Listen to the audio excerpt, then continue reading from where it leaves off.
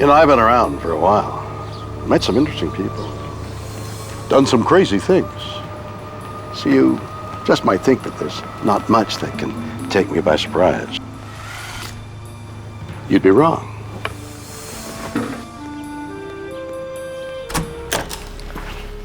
The world is full of stories, science and things that amaze and confound me. Every single day, incredible mysteries that keep me awake at night. Some I can answer. Others just defy logic. Are aliens among us? In Colorado, a farmer makes a gruesome discovery. A cow is mutilated by technology beyond human comprehension. My first thought was, they're back. Did aliens commit this ghastly crime? Across the world, thousands of people are being dragged from their beds in the middle of the night. Are they being abducted by extraterrestrials? There's nothing normal about these beings. And in the USA, an astronomer makes a remarkable discovery. A cryptic message from outer space. Could this be the first scientific evidence of alien contact? Yeah. It's a weird world, and I love it.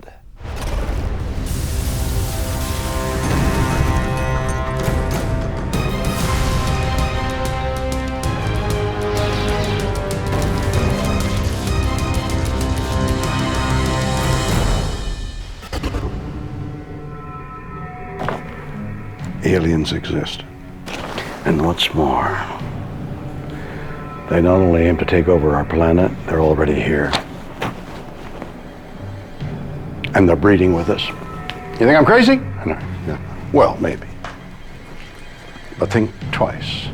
More than 15 million Americans claim they've seen a UFO, and let's face it, most of us believe that aliens are somewhere out there. But now, all over the planet, weird, unexplainable, and sometimes horrific events are telling us something else. They're not only right here, they're up to no good. Weird or what? The San Luis Valley is a beautiful corner of Colorado and home to hundreds of cattle ranchers just like Mike Duran. I grew up in the area here, lived here all my life. But on March 8th, 2009, Mike's perfect world was shattered when one of his prized cows went missing. Last time we saw her was Friday for sure. Sunday when I came to feed, I noticed her little baby was by itself. It's not unusual for cows to get separated from the herd. But farmers must find these valuable animals, and fast. So I went around the property looking for her, and I did not find her, so I went on a ridge, and on the ridge I can see the whole property very, very good. Finally, Mike finds what he's looking for. But it's not good news. I figured while she came down, she just fell, and she just died. Thought to myself, well, she's been a good cow. But on closer inspection, Mike makes a horrifying discovery. And that's when I noticed that her udders had been removed. And then I looked and also noticed that the female organ around the vaginal area had also been cut out. And it's weird because there's no blood around, there are no tracks. It appears Mike's cow has been brutally mutilated. But remarkably, this senseless crime isn't the only one. In the dead of night, someone or something crept onto the Martin property and removed the sex organs and other parts from a 700-pound steer. I don't see anything on this side. Garth Lamb had never seen anything like it. It appears to be something very sharp. During the last century, cattle mutilation has been reported all over the world. The incidents are all chillingly similar. The animal's sexual organs, tongue, eyes, and ears are often missing. Its blood has been drained. and there is no evidence to identify the attacker. Mike believes he knows what is responsible for these vicious mutilations. The cuts are something that you cannot just make with a knife or anything. It looks like it's cut and cauterized at the same time, like a laser cut. My first thought was they're back. I believe that it's not something from this world. People may think I'm crazy, but I think it's likely that it's something extraterrestrial or aliens.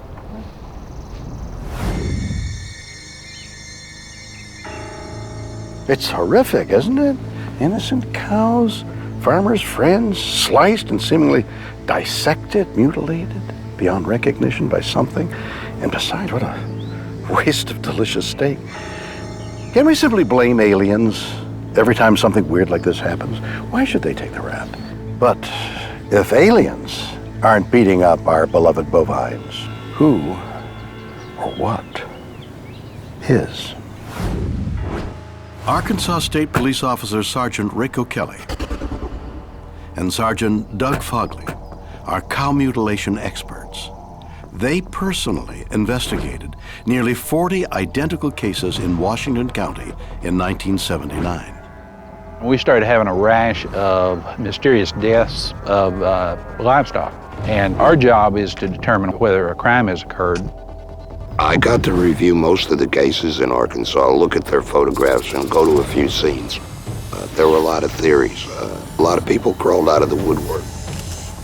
But this was a crime they had never seen the likes of before. They decided to use detective work to try and solve it. Sheriff Herb Marshall came into my office and outlined an experiment he wanted to do to determine, what might be causing these cattle mutilations. Using surveillance cameras to study sick and dying cows from the moment of their death, they hoped the experiment would reveal how injuries in the mutilated animals might occur. What we were seeing within just a couple of hours, these animals would start to bloat from the gases inside, and that would force all their organs on the outside. The eye that was turned up, that was exposed to the air, it was missing, it was gone. The tongue was missing, and the sexual organs of the animal, they were all gone. But could escaping gases account for other classic signs of mutilation? Could they produce the precise laser-like cuts Mike Durant found on his dead cow? There was a lot of talk about surgical incisions and things like that, but this was all done by flies. Anytime you have an animal like that that's laying out in the hot sun and it swells up and all of its organs get pushed out through its anus, you're going to have some blood out there, and the blowflies cleaned it all up. I mean, this was a classic cattle mutilation. The flies would lay the eggs in the carcass, and within just a very short period of time, they'd hatch out into maggots, and these things they're great surgeons. I mean, they took care of it very quickly. We were able to produce that in our experiment. There's no difference in the classic mutilation photos and the photos taken by Washington County. I'm absolutely positively convinced that our experiment proved it beyond a shadow of a doubt, and the results for the past 30 years, I think, back that up. It's a compelling experiment, but questions remain. What killed seemingly healthy animals in the first place? And what about the lack of blood? Christopher O'Brien is an investigative journalist. He's been independently researching livestock mutilations since 1992.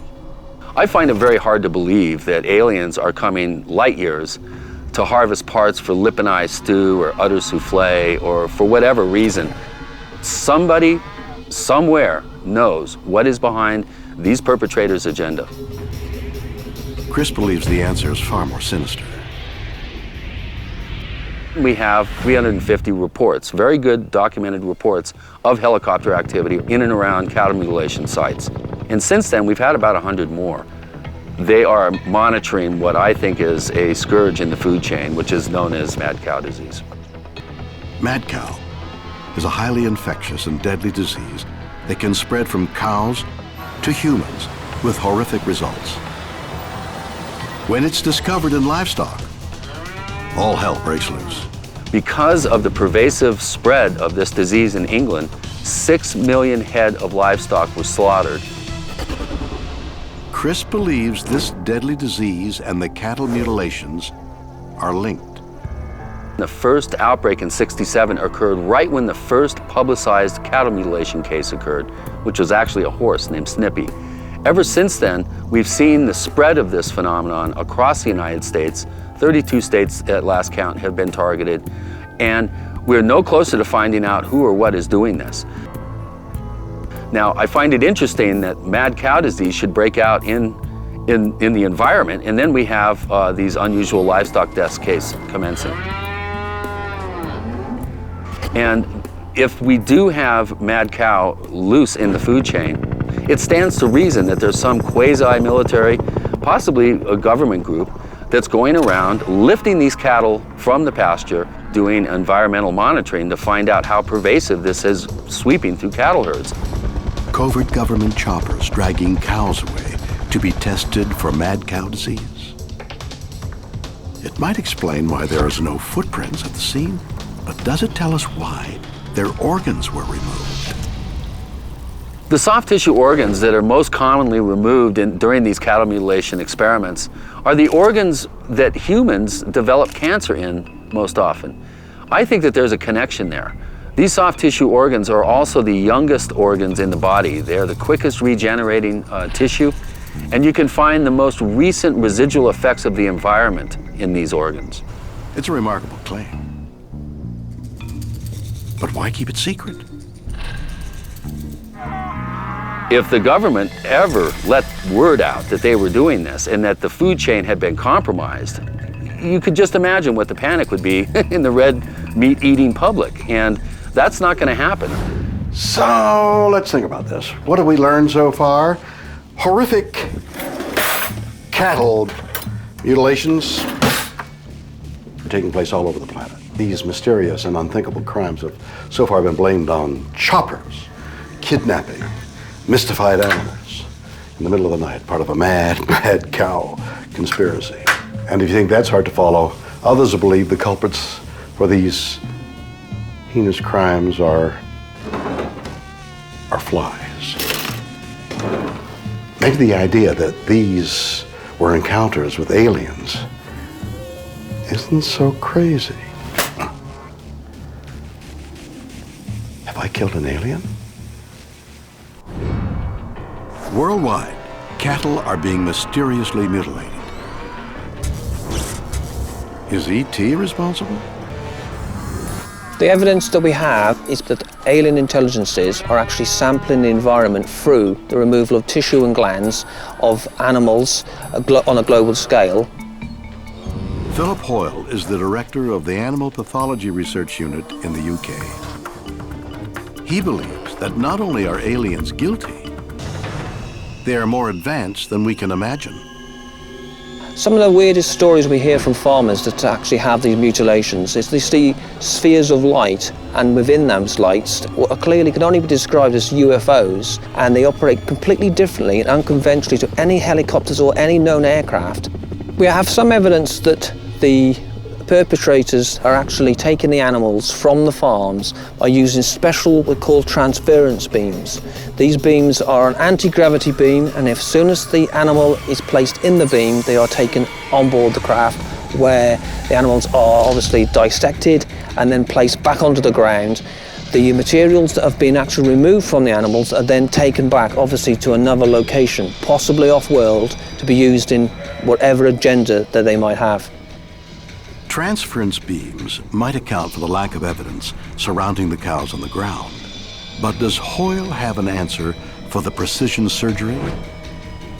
Yes. Some of the actual injuries that we've actually investigated, the technology that's been used is quite frightening, because some of the actual injuries would indicate that the tissue has been unzipped, totally different to a scalpel would be used. So it's obviously far in advance to anything we have at the moment on planet Earth. It's clean, precise, clinical, straight line cuts. Sometimes we discover a black putty paste upon the carcass, and this paste, when analysed, is actually determined to be hemoglobin.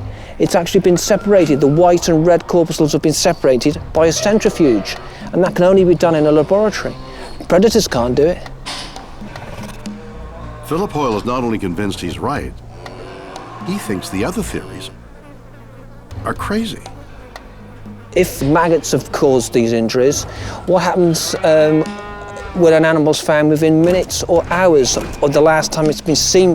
What's responsible for that? Super maggot? So if aliens are abducting and mutilating our innocent, beloved cows, what do they want with them?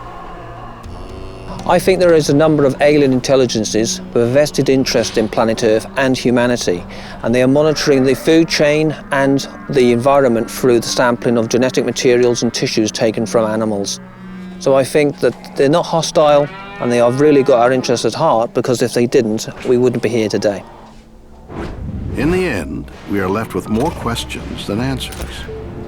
Are cows being mutilated as part of a government conspiracy? Are their injuries the result of natural causes? Or are aliens plotting to take over the planet? This is a true mystery. This is weird, people. This is weird. Or what?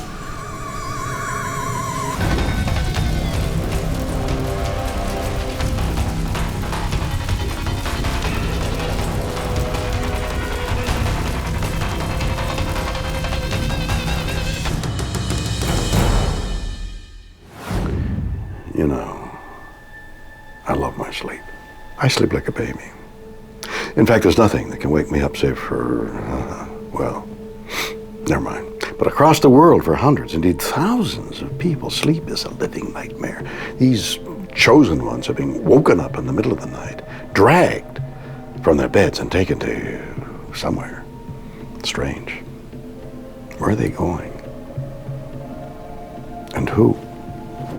Oh! No, not there, not there! Oh, please, not there! Jim Sparks is a very down-to-earth kind of guy. I've always been considered to be an honest, logical, straightforward person. But in 1969, he experienced a string of events that would threaten his hold on reality. I kept having the same reoccurring dream, where some things were coming into my bedroom, escorting me out of my bed, through the hallway, and across the yard into the woods. At first, Jim tries to dismiss the dreams as nothing out of the ordinary. But they soon turn into something far more sinister. I would be asleep, and I would be instantly paralyzed, and I would hear this loud, whipping, whirling sound inside my head. I was paralyzed, so I couldn't jump up out of bed until the sound was just screaming in my head. And then I would feel a sensation coming up from the pit of my stomach, working its way up to my upper torso. And once it hit the area of my heart would race, like 1,000 miles an hour is what it felt like. And these sensations were gut-wrenching, and I would be screaming inside my head because I couldn't get my vocal cords to work. I don't want to die, I don't want to die. And then you feel a sense of acceleration, and it scared me to death. So you scream inside your head, I don't want to die, I don't want to die, and then you black out. When Jim eventually wakes up, he can't believe where he is. I was in this room, and light was emanating from everywhere, but nowhere specifically. Try to imagine yourself, this average person, finding yourself in a room, not knowing where the heck you are and why you're even there. But the one thing Jim does know is he is not alone. Everything was weird. There's nothing normal about these beings.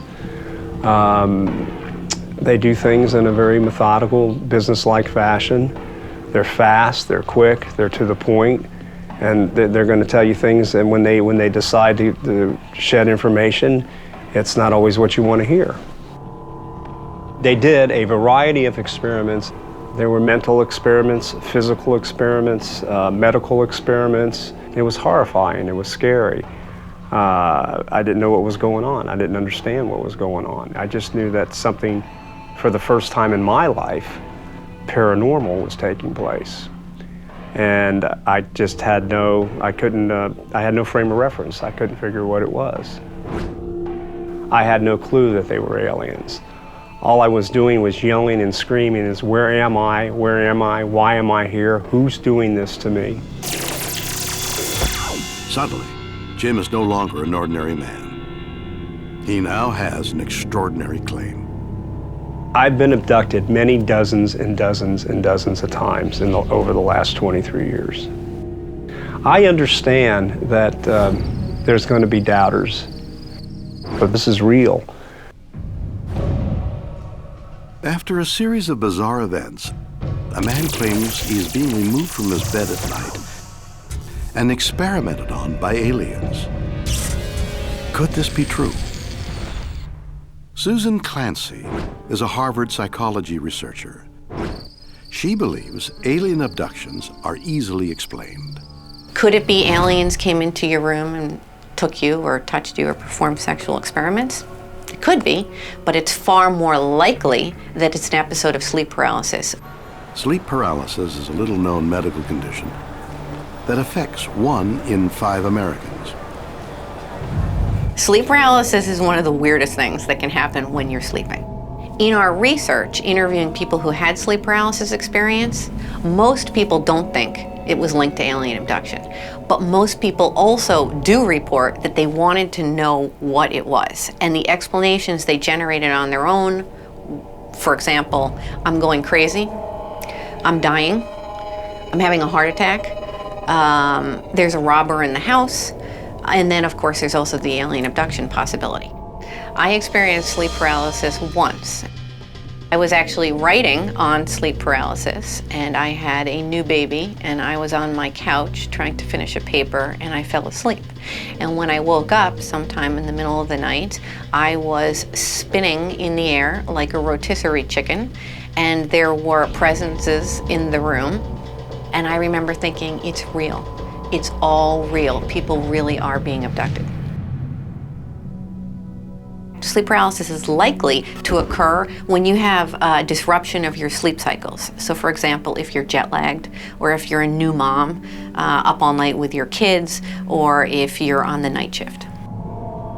During sleep, neurotransmitters in the brain send out signals that shut down major muscles and prevents us from acting out our dreams. So essentially you're paralyzed when you're sleeping, which is very good. Otherwise you'd be thrashing around and beating up your partner, et cetera, et cetera. But this self-defense mechanism can backfire when your brain wakes up before your body. This behavior has been shown in clinical trials. When you experience sleep paralysis and you wake up, you're still experiencing the paralysis that accompanies sleep. So it really is this limbo state where your two sleep cycles, sleep and awake, have temporarily overlapped. You are aware of being awake, but you're still sleeping in the sense that you're paralyzed. Now imagine this. On top of that, when you experience the sleep paralysis, you were dreaming. So imagine what happens when you're having a dream, the visual images going through your head, the feelings you have. Those visual images, those feelings, that kind of dream mentation is going to leak into your waking state. It is a terrifying experience. In this bizarre limbo state, terrifying images from the dream world can take over. You can feel that there's something in the room. You open your mouth to scream, but you can't because you can't move. At the same time, there's a stabbing pain in your stomach, and the thing on the bed is so close to you that it's pushing down on your chest. This is what a sleep paralysis episode can feel like. There's a clear link between sleep paralysis experiences and alien abduction memories. However, they're not the same thing. The way sleep paralysis figures into alien abduction is that usually a sleep paralysis episode is the first thing that happens to people that makes them suspect they may have been abducted by aliens. So they have an episode of sleep paralysis, they wake up, they're thinking, my God, what just happened to me? If these are people that are familiar with movies about alien abduction or have read books about alien abduction, many of them will think, wow, is it possible that I was abducted by aliens? They're searching for meaning. That's perfectly natural. Are thousands of people who claim to be abducted by aliens simply victims of sleep paralysis? Or can these bizarre stories be explained by something else? Neuroscientist Dr. Michael Persinger believes he has solved the mystery with a remarkable invention known as the God helmet. The helmet has little devices that generate magnetic fields. They are pulsed through the brain at very weak intensities, very much like putting your face in front of a computer screen. What controls them is a computer program, special software that translates a series of numbers from 0 to 256 through an analog to digital converter to the pattern. And the pattern we extracted from the brains of people who were having, or at least reporting, these kinds of experiences. So we replicate nature. The God helmet was designed to discover why our brains are so receptive to religious experiences. But during a series of experiments in 2005, Persinger discovered it produced something unexpected and weird. And it says you felt the presence of something. Yeah, there's like other things around me. I would say the vast majority say it's an alien thing of something. It's not theirs. These volunteers claimed they were seeing alien entities in the room. Persinger believes these visions were produced when electricity from the God helmet stimulated the temporal lobes on one side of the brain. So here's a human brain. It's shrunk a bit because it's been fixed. But you can see that you have a left side and a right, two hemispheres. It's only when we stimulated the right hemisphere that people started to report these entities. So what is it about the right side of our brains that can create lifelike aliens? Let's see if I can explain. The left and right sides of our brains are noticeably different. If I ask the left side of my brain, who am I? It would answer with words, smart, charming, handsome, all those obvious things. But if I ask the right side of my brain, who am I? It couldn't answer. You see, the right hemisphere doesn't understand language. It only recognizes and stores shapes and images. Fair enough. But what's this got to do with aliens? Many of the images stored in the right hemisphere of the brain represent ourselves. Persinger believes stimulating this area causes them to be projected, seemingly outside of the body, as aliens.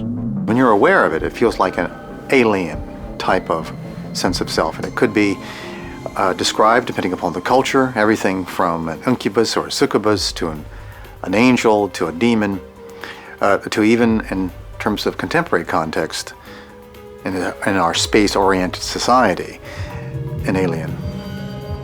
But there's just one problem. People like Jim Sparks weren't sleeping with brain-bending helmets on their heads. So how did they see aliens? Some people are more prone to it than others. These individuals pick up all kinds of small alterations in the environment, and what triggers it can be something as minor as simply a single neuron. Now, what makes that neuron fire? Well, sometimes it's the intrinsic electrical sensitivity of the person. Sometimes it can be external magnetic fields. They occur from tectonic strain before earthquakes or during geomagnetic storms. That's why you often have large numbers of people reporting these experiences, because large numbers of people are being stimulated at the same time. Artists, writers, musicians are very markedly prone to these kinds of experiences. In the ancient days, they were called the muse. You were visited by the muse from another dimension that gave you special inspiration or knowledge or even precognitive type of experiences. Today, of course, we call them alien experiences, and they're just as real to the person as the muses were to the poets of the past. Are alien abductions simply a trick of the mind? Or could they be true? One man believes we should be very afraid. I fear for my kids and everybody else's kids. Thousands of people worldwide claim they're being abducted by aliens.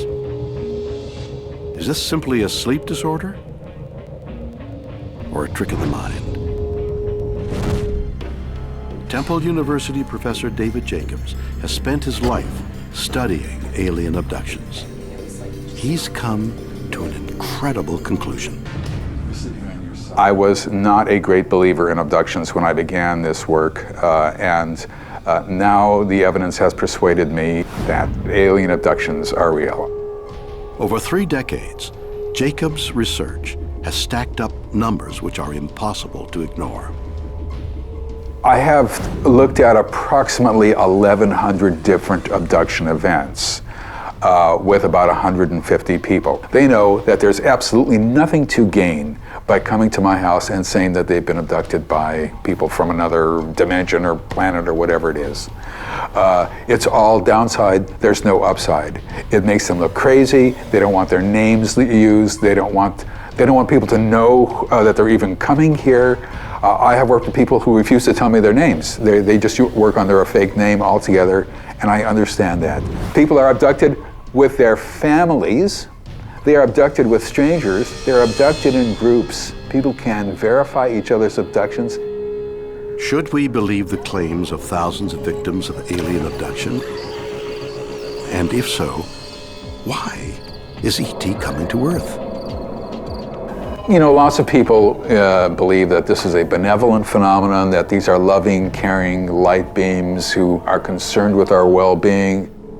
But Jacobs believes the aliens have a much more sinister purpose. People have unusual experiences related to UFOs, and they can't remember what happened to them. There might be a 2, 3, 4 hour missing time period that they can't account for, and nobody else around them can account for it either. Are aliens erasing the memory of their victims? Why? Jacobs believes he can find the answer using hypnosis. I feel I'm sliding out of the bed. Are you alone at this time? No, I feel like there's something around me, beings, and they're on either side of me. I'm scared. When I'm under hypnosis, I remember being examined, some sort of medical exam or some sort of medical procedure. All abductees say the same thing. They are required to lie on a table, and when they do that, a series of physical, reproductive, and mental procedures are performed upon them. They have a staring procedure whereby a gray alien will stare directly into their eyes from a distance of 1 inch, or maybe even touching foreheads. They cannot close their eyes, they can't shift their eyes, and they can feel a sort of something happening in their mind. It might be flashes of images, it might be the evocation of feelings, it might be all sorts of things that these beings want to have happen. If it's a woman, eggs are taken. If it's a man, sperm is taken. Why would aliens perform these brutal acts? When Jacobs digs deep, he uncovers something bizarre. There was one experience I can remember with a small baby. I don't know what you would call it. The baby that I was holding was very pale colored, seemed very weak to me, and didn't have a lot of hair. And I felt like I was comforting it somehow. So that was my experience with this baby. And it was, it's a small fleeting memory in the entire experience. And it was puzzling to me because I didn't understand it. They all describe unusual looking babies or children who look sort of like a cross between alien and human. There was a spectrum. Some looked more human and others looked more alien. Jacobs believes there can only be one answer. Aliens are breeding with humans. Why are all sorts of people describing this? We think that this is an integration program into the society. Why it's an integration into the society, I don't know. We don't know that. That is the main question in abduction research now. Why? Abductees are not told why, and therefore we don't know why. Now, if this were psychological, we'd know why. They just make it up like they're making everything else up. And we'd have a variety of whys, but we really do not know why. It's adding up to the exploitation of one species over another.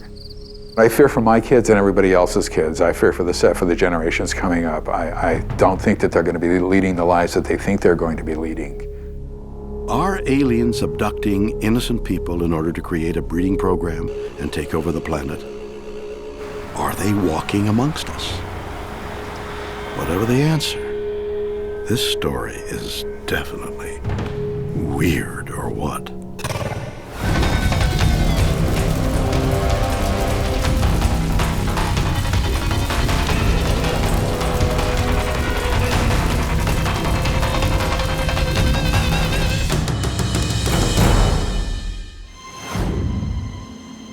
August 1977. A mega telescope records what could be the most important broadcast in history. Could this be the first proof of contact with alien life? Weird, or what? If we're to believe that, not only do aliens exist, but they're here and breeding. Half human, half alien. Children. Most sane, normal people are going to want something more concrete than some theories by, nut jobs. We're looking for something a little more substantial, like scientific proof, right? Well, here it is. In 1977, Jerry Amon was a university professor with a unique hobby: hunting for alien life. I was actually a volunteer at the Ohio State University Radio Observatory. Jerry's job was to study data from a giant telescope called the Big Ear.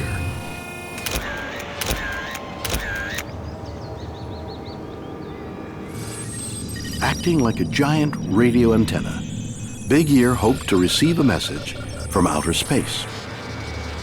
But finding a needle in a cosmic haystack wasn't easy. I had been looking at the printouts for many months, but seeing nothing significant. After years of little more than radio silence, at 10:16 p.m. on August 15th, 1977, the Big Ear suddenly came to life. For the next 72 seconds, it would pump out a message that could ultimately change the world. I looked at the computer output, and just within 2 or 3 pages, I saw the signal. This was so unusual. Normally, printouts from the Big Ear contained a few ones and twos, representing weak signals from the lifeless vacuum of space. But what Jerry saw could only be described as weird.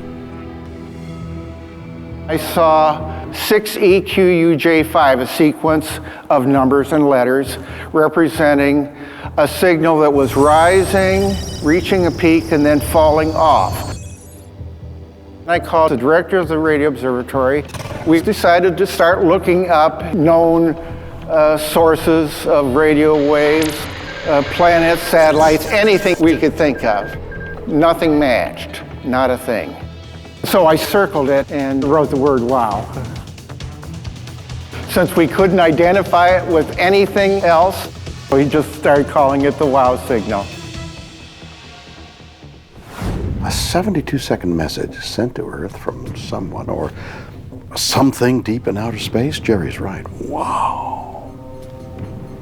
Is this what we've been waiting for? Is the wow signal the first indisputable scientific proof that we are not alone? If so, who sent it? And what did it say? Let's think about this for a minute. If you were an alien making contact with Earth, wouldn't you like to make more of a grand entrance? Like they do in the movies? Why bother with something low-tech? You wouldn't put a record on a spacecraft and send it out in some random direction at a relatively slow speed. If you really want to talk to the neighbors on other star systems, you send a signal at the speed of light. Dr. David Grinspoon is an astrobiologist. He believes the wow signal is something we should be very excited about. It seems quite possible to me that the wow signal really is communication from an extraterrestrial intelligence. Did E.T. really call us? And what is it about the wow signal that makes Grinspoon so sure? It's a narrow-band signal, which means all of that energy is in one little radio frequency. It's not spread out. You go a little bit on the dial, one direction or the other, and there's nothing there. Naturally occurring radio waves travel across space in a wide range of frequencies. Narrowband signals are concentrated into one channel, which lets them travel vast distances. But if the wow signal really is a message from an advanced alien civilization, where are they? Well, we know what direction it came from. It came from a point in the sky in the constellation Sagittarius. Sagittarius is a group of stars we can see from the Earth on summer nights. If Grinspoon is right, it could mean the wow signal came from somewhere close within our own galaxy. We're now discovering all these planets around other stars, so we know enough to know that there are billions of planets out there in the galaxy, and there's got to be life out there, and probably lots of it. Remarkably, there's even more mystery surrounding this amazing event. If an alien race did send us a radio beam, they only did it once. We were hoping that the signal would repeat itself, so we covered that strip of sky close to 100 times and didn't see anything again. An American radio telescope intercepts a powerful and mysterious radio wave from deep in outer space. Scientists call it the wow signal. Could this be the first scientific evidence of alien contact? Astronomer Dan Wertheimer has analyzed the wow signal. He thinks he has the answer. It's an interesting signal, and I'm very proud of what these guys did. They were pioneers early on in the 70s, but I don't think they found ET. But if Jerry Amon didn't find proof of extraterrestrial life, what exactly did he find? A radio telescope is very sensitive, so anything passing over the beam of the telescope we can detect, but it's also unfortunately sensitive to signals that can come in from the side. Radio pollution comes from people with cell phones, television transmitters, radar, airplanes. Every second, human technology produces billions of radio waves. On a radio telescope, most of them are seen as random energy. But the wow signal was a concentrated signal over 72 seconds long. Could anything man-made produce something similar?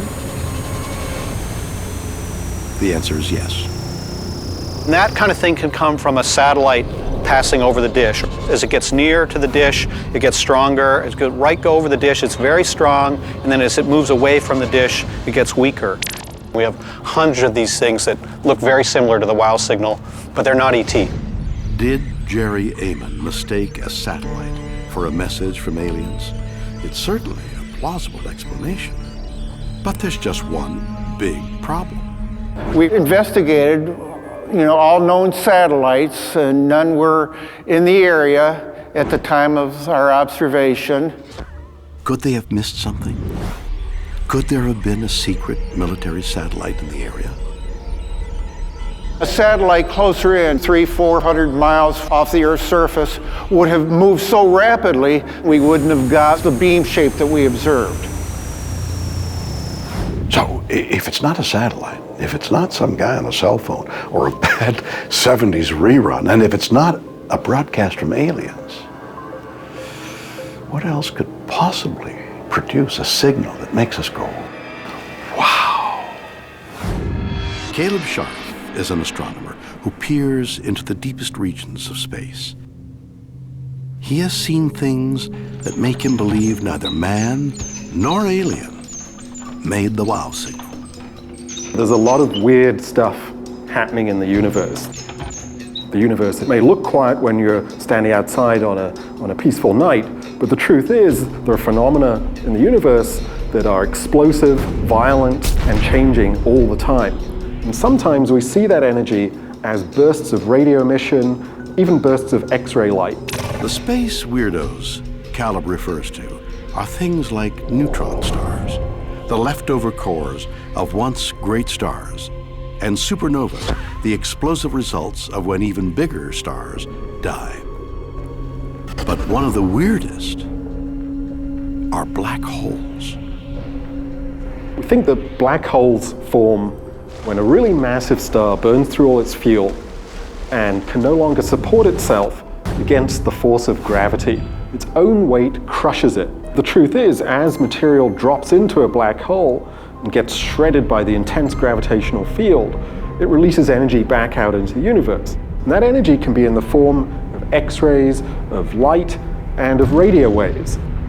It's as if, after the black hole has a meal, it burps. And that burp can be heard across the universe. So, the wow signal, the thing that we thought might be the first message from an advanced intergalactic civilization, and one of the greatest moments in human history, is just a black hole belching after gulping down a nebula too fast. Is this guy for real? And does it explain the biggest mystery of all? Why we only heard the wow signal once? I'm not sure it does.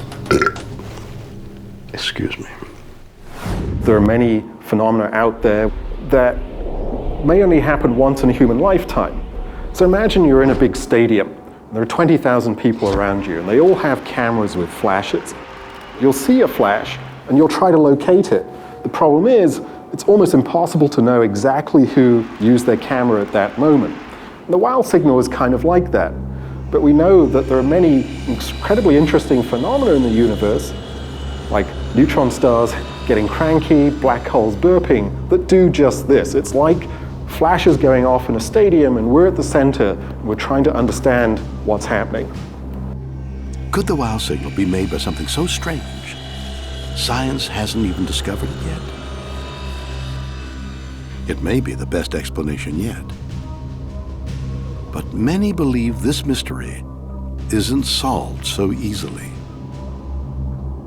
This could be some natural phenomena that we don't know about, but people have tried to sort of match it up with natural phenomena we do know about, and it doesn't work. It doesn't have the right characteristics.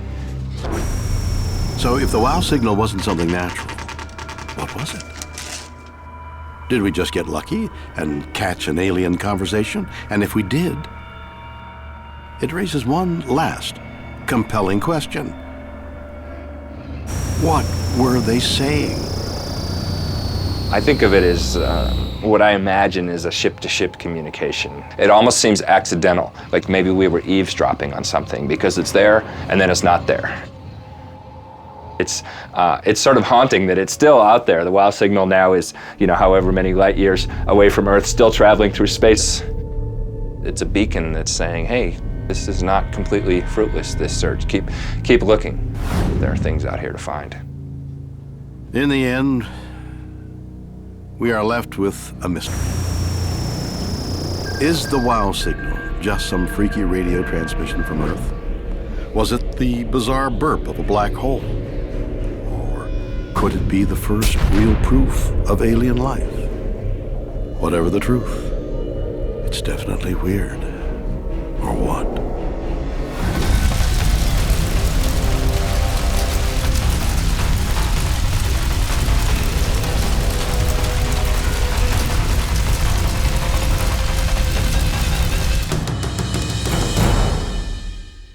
So there we have it. Strange and mysterious stories of encounters with aliens. In Colorado, a farmer discovers a cow mysteriously mutilated by unknown forces. In Texas, a man is taken from his bed night after night, abducted and experimented on by beings he cannot comprehend. And in Ohio, an astronomer receives a cryptic message from outer space. Are these bizarre stories evidence of human encounters with aliens? Can we dismiss thousands of eyewitnesses who claim they're true? You decide. Join me again next time for more stories that will undoubtedly be weird or what?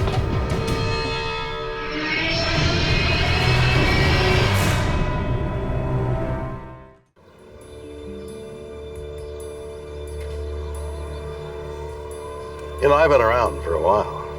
Met some interesting people. Done some crazy things. So you just might think that there's not much that can take me by surprise. You'd be wrong.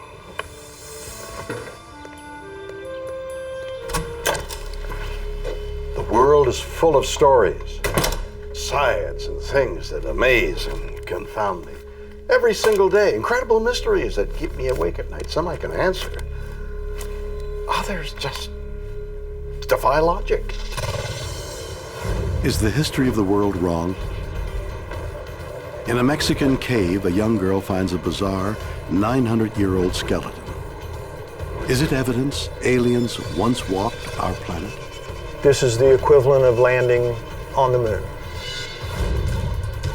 A Peruvian doctor discovers stone carvings that could rewrite the history of evolution. Did dinosaurs live alongside humans?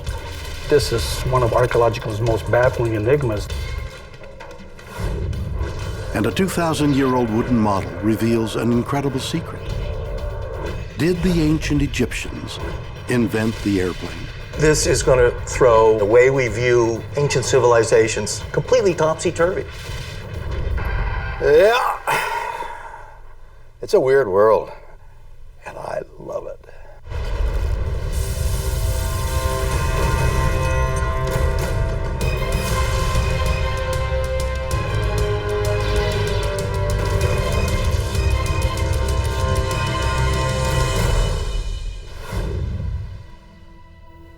I love books. They make me think, especially anything about history, thousands of years of human development and achievement. They're all contained in the pages of these wonderful documents that not only teach generation after generation about where we came from, but where we might be going. And you've ever stopped to consider what it might mean for us if all we've learned and all we think we've learned about our past is wrong? It's unthinkable, isn't it? Well, guess what? There's real and bizarre events out there that are telling us we may need to rethink everything we know about everything. The unthinkable is here. Researcher Lloyd Pye is the guardian of what he contends is the most important artifact ever discovered. The story begins in the Mexican countryside over 80 years ago. It was originally discovered in about 1930 by a young girl about 100 miles southwest of Chihuahua. She was visiting relatives there. She went out exploring the area, found a mine tunnel, went in, and inside the tunnel found two skeletons. Examining the bones, the girl thinks one of the skulls looks very strange. It was a misformed or misshapen skull. She believed it was a deformity. With no idea what she stumbled across, the girl removes the skull as a macabre souvenir. She holds onto it for 60 years. She brought it to her home in El Paso, kept it for her whole life. When she found out that she was dying in the early 90s, she asked some friends if they would take it for her. The skull ends up in the care of Melanie Young, a medical professional who immediately makes a shocking discovery. She had seen a lot of deformity, and she said right away, I don't think this is necessarily a deformed human skull. And that's how I got involved. Perplexed, Melanie approaches Lloyd. He's an expert in human skulls. But in his years of studying human development, he's never seen anything like it. When I looked into those eyes, it was like, whoa, this really is something unusual. It's so unusual, it's so bizarre. A moron can see this is not really a human skull. It's something else, but what? But by the same token, I was like everybody else. My first reaction was it has to be some kind of deformity, because if it's not, then this is the equivalent of the shepherd that found the Dead Sea Scrolls. I mean, this is a big deal, and I didn't believe that that kind of thing would just fall into my lap. I took it to experts in every field of human physiology. The eye guy, the brain guy, the ear guy, the skull shape guy. During the course of '99, I came to understand that physiologically, it was really nothing like a human. It is human-like, but it is definitely non-human. No other way to say it. But if it's not human, what was it? Lloyd broadens his search. I took it to experts in UFOs and aliens and have people who had been in it for years evaluated. After close examination, the UFO experts reach a stunning conclusion. The skull is an alien that died on Earth and was buried on Earth 900 years ago. The consensus was, it looks like the skull of a gray alien. The alien that we all know, the one with the heart-shaped face on a thin little neck and the weird eyes, we all know that look, a gray alien. With this in mind, Lloyd and his supporters name the artifact the Starchild skull. They keep looking for answers. How it got here, I don't know. Was it crash landed? I don't know. Did it come here on a visit and get sick and die? I don't know. The implications are as big as you can imagine. The Starchild is going to change history. It's going to prove that at least once an alien being walked on the Earth. Dear friends, we are gathered here today to pay our last tributes and respects to the memory of our departed and beloved alien child.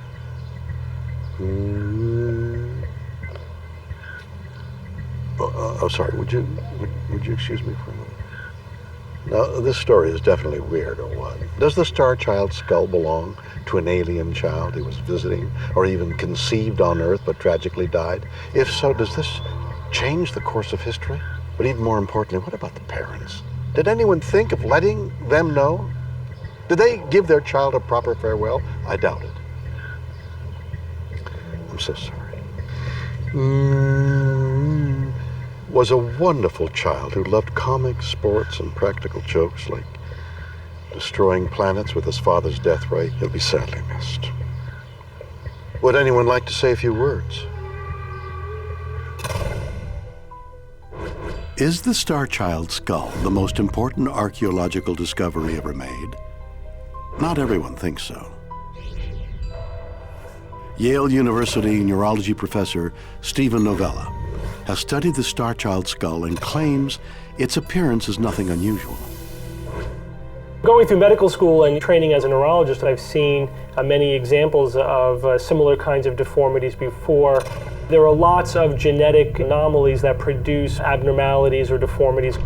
Novella's research has led him to believe the Starchild skull belonged to a human suffering from a medical condition called hydrocephalus. Hydrocephalus is a term that literally means water on the brain. And what happens is that the fluid that's normally inside and around the brain does not flow like it normally should, and that causes the water and the pressure to build up inside the brain and inside the skull. In young children where the bones of the skull have not yet fused, this can cause the skull to balloon out, sometimes even to incredible size. In an adult where all the bones of the skull have completely fused together, then the hydrocephalus would just cause increased pressure on the brain, but not an expansion of the skull itself.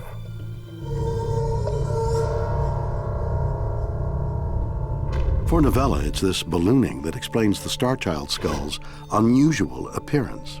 The overall size and shape of the skull and the arrangement of the deformities matches pictures of children and skulls of people with hydrocephalus. Certainly, I've seen pictures of many of them which look very similar to the starchild skulls.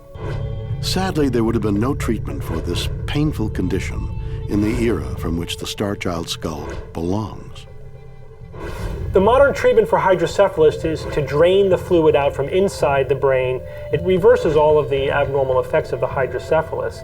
This is a modern neurosurgical treatment, however. This would not have been available prior to 50 or 60 years ago, let alone hundreds of years ago. So does this mean that we've yet to play host to intergalactic visitors? I have nothing against the notion that there are aliens in the universe. I think it would be really cool. I just don't think this skull is it. This is not the evidence of anything alien. Lloyd Pye would have you believe that this one skull, this one bit of evidence, which really has been very imperfectly examined, is enough to rewrite everything that we know. Of course, he's been making that claim for years. Everything you think you know is wrong. That's sort of his shtick, alternative science, alternative history. He wants to brush aside hundreds of years of evidence and expertise. He thinks all scientists are closed-minded and wrong, and therefore he can come up with any fantasy he likes and present that as the truth, because he can just ignore all of established science. So is this the end of the mystery? Did the starchild skull belong to a human suffering from hydrocephalus? Trenton Holliday and John Verano are professors of anthropology at the University of Tulane. They have a different take. Originally, when I saw the skull, I suspected it might have suffered from hydrocephaly. However, I've since revised my opinion on that. I don't think it was a hydrocephalus individual. So if not an alien and not hydrocephalic, just who was the starchild? The most unusual feature of the starchild skull is just the shape of the skull. It's flattened in the back, it's bulged at the sides, and I can explain that very easily by cradle boarding. Cradle boarding was an early solution to a problem many of us face today, making kids portable. Cradle boarding was a very common practice in South America. It was originally done as a means of restraining the infants so that they could be brought out into the fields. It also was done for aesthetic reasons. But how could a simple baby-carrying device create the bizarre shape of the starchild skull? Here's an example of an actual cradle board from Peru. I've strapped on a doll just to give you an idea of the way an infant would be put on it. And then here you can see how the head is strapped down. The strap goes over the forehead and goes over the back of the skull, holds the child's head in place, allows it to move probably from side to side, and in fact, many of these are asymmetrical, which suggests that they were lying habitually to one side or another. But cradle boarding had a side effect. As the skull was compressed in one direction, it grew in the other to make room for the baby's rapidly developing brain. This is a child skull that was cradle boarded. It's bulging out on the two sides, and that's because there's pressure that was put on the back side of the skull. What you can see is the way the skull is flattened from the back and this kind of bulging up from the side, giving it this unusual shape that if you didn't know about cradle boarding, you might think, boy, that's a bizarre looking human skull. Were the strange features of the starchild skull caused by an ancient child-carrying device? Or is the truth way more bizarre? The starchild had an alien father and an alien mother. The features of a 900-year-old skull puzzle the scientific community. Some offer practical explanations, such as cradle boarding. Others disagree. When a skull is cradle boarded, a baby's bones are so soft that they flatten. So if you feel this, it's very flat, as flat as the board that it was pressed to. The starchild has its natural convolutions to it. So what that means is it was not flattened artificially, it grew this way. Its genes told it to grow. Now another interesting difference is that a normal human, the crown of the head is round, all the way round. Here, rounded, rounded. If you look at the starchild, you see clearly that there is a crease here down the middle. a crease. And that could only occur if the suture, this suture line right here, had been fused in a human, was fused early, and then you could have a shape like this where the brain would grow out and around, and that wouldn't really spread out because the suture line would be prematurely fused. But we CAT scanned the starchild and all of its sutures are open. There's no premature fusing. It's very normal. And also, it's very symmetrical. If you look at the whole skull, it's extraordinarily symmetrical. For as strange as it looks, it's more symmetrical than the human skull. It's more symmetrical than my skull or any average person's skull. In fact, one of the hallmarks of beauty, everyone agrees, is that the most symmetrical faces are the most beautiful in people, tend to be. So that too is very different. Now, another aspect of extreme difference between the starchild and a human is the thickness of the bone, and we can see that very closely here. You see the difference. It's half or less. The starchild's bone is half or less as thick. It weighs half as much. It's very much lighter in the hand than is a human skull. So if it's not cradle boarding, could hydrocephaly have deformed the skull? Anybody that says the starchild is a hydrocephalic is missing a very important point. When you look at standard hydrocephalic pictures, you see it's blown up all around. There's no significant features like this. This grew this way because its genes told it to grow that way. Having dismissed the opinion of traditional science, Lloyd undertook his own research. His findings are astonishing. What makes the starchild skull different is that there are 25 major physical differences between it and human skulls. There's not one part of it that's exactly like a human. It is completely different, and what that indicates is that its genes are radically different. But does this mean the starchild skull could only be of extraterrestrial origin? In 2003, DNA technology allowed Pi to put his theory to the test. We got the first test by a laboratory that was capable of doing ancient DNA, and the answer that they got was that the mother was human and the father was not. Clearly something's wrong with the father. Father's not human. Is the starchild skull evidence that aliens bred with humans? Native American legends tell stories strikingly similar to Pi's theory.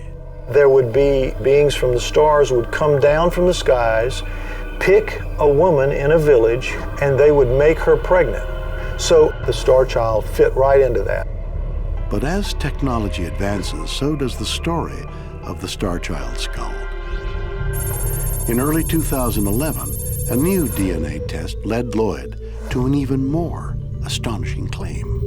The conclusion that we've come to now after several DNA tests and an extensive analysis of those results is that the starchild had an alien father and an alien mother. And when I say alien, I mean non-human. The difference is so stark, the difference is so wide, there is no way that we can call this a human. Is this the first physical evidence that aliens exist? Lloyd has no doubt. It's going to change human history to have to accept that at least once, 900 years ago, an alien being walked the earth, lived here, died here, and was buried here. This is the equivalent of landing on the moon. What is the starchild skull? For now it remains an enigma. Did it belong to a deformed child or an ancient adult with a disease of the brain? Is it conclusive evidence that we are not alone? Weird. Or what?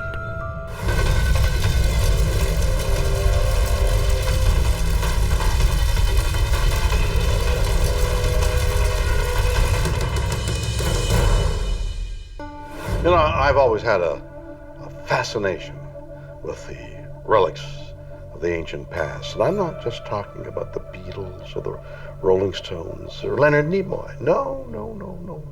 When it comes to our far distant history, there's nothing quite as spectacular spectacular, mysterious, and even frightening as dinosaurs. Surely the king of all creatures, real-life monsters that dominated the planet until something wiped them out, long before man even evolved. What a pity that we only find them now in museums or as cute toys. Can you imagine what it would be like to see one in the flesh? Well, maybe we already have. And maybe we still can.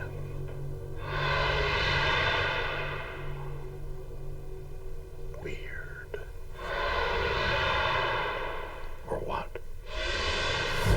Adventurer Dennis Swift travels the world in search of ancient artifacts, but nothing he's found compares to a discovery made in Ica, Peru, by a man named Javier Cabrera. Dr. Cabrera made the greatest discovery in the history of mankind. The implications are staggering.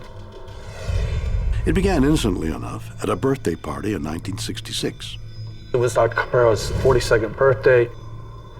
One of the doctor's oldest friends brings him a special gift. Dr. Cabrera was given a stone. It was found in some official archaeological excavations. The stone was carved by an ancient Peruvian tribe. His friend thinks it's a trinket, but the doctor makes a discovery that sets his heart racing. Etched into the stone is an image that defies explanation. He recognized it to be a species of fish that went extinct 150 million years ago. Now, how do you explain that? Seeking answers, the doctor employs local workmen to find more stones. Dr. Cabrera began to find more in these stones, and people brought them to him. The more he delved into it, the more it consumed his life. As more and more stones arrive, Dr. Cabrera realizes they feature other images that just shouldn't have been there.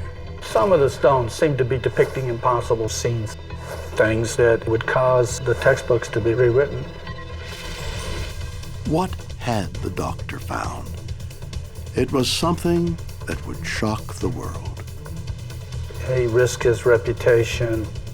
He said, if you look closely at this, you'll see a dinosaur carved there with two people. It's an astonishing moment, but how could it be? Dinosaur fossils weren't identified until 1824. How could an ancient people have known about them 1,000 years ago? Finding artifacts and information that showed that these people had knowledge of dinosaurs that predated our knowledge was truly amazing. But could it be proved? After comparing the etchings on over 400 stones to real fossils, he discovered the depictions were accurate. The Peruvian artists must have known what dinosaurs looked like. Now, not only is that astonishing, it began to say to him, they saw living, breathing dinosaurs. This is one of archaeological's most baffling enigmas. Did the dinosaurs live millions of years longer than we thought they did? I've studied the Ica stones for well over 20 years. I believe they are very substantial, strong evidence that dinosaurs and man lived together.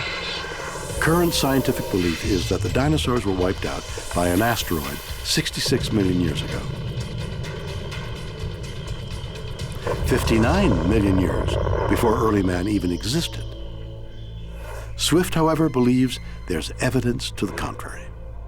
In the cultures around the world, they talk about encountering these animals of giant size, and they fit the description of what we would call a dinosaur. Of course, dinosaur was not coined until 1841 by Sir Edward Owen. It's a compound Greek word that means terrible lizard or frightfully fearful lizard. If you read the science books of the 1300s, 1400s, and 1500s, when they talk about dragons, they resemble very much what we would describe as a dinosaur. And in fact, there's an account of an Irishman in 900 AD who encountered a beast that had like triangular shaped, diamond shapes on its back. It had a head like a horse, and it had big iron spikes on the back of its tail. And it describes his legs. Well, what animal could that be? It could only be a stegosaurus. I've been with the American Indians, and they say we don't like to tell white people because they make fun of us, but they believe that their ancestors fought against what we would call a triceratops. Could some dinosaurs have survived extinction? Did they walk among ancient Peruvians?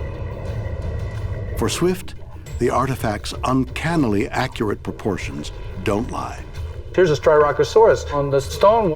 Does it have dermal spines? Yeah. Does the tail sticking out when it's walking? Yes. Does it have 3 toes? Yes. All right, so it's a dinosaur. But if Swift is right, there's an even bigger question.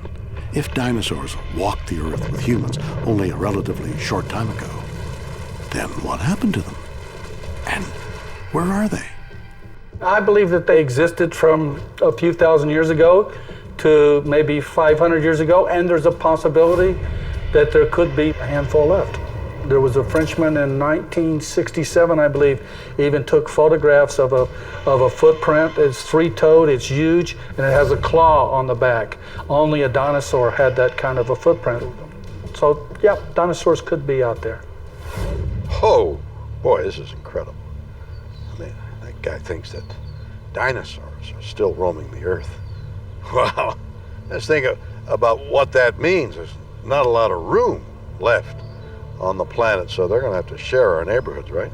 Maybe we could have one as a pet. Can you imagine keeping one in your backyard? I think not. Has somebody got a pooper scooper? A big one.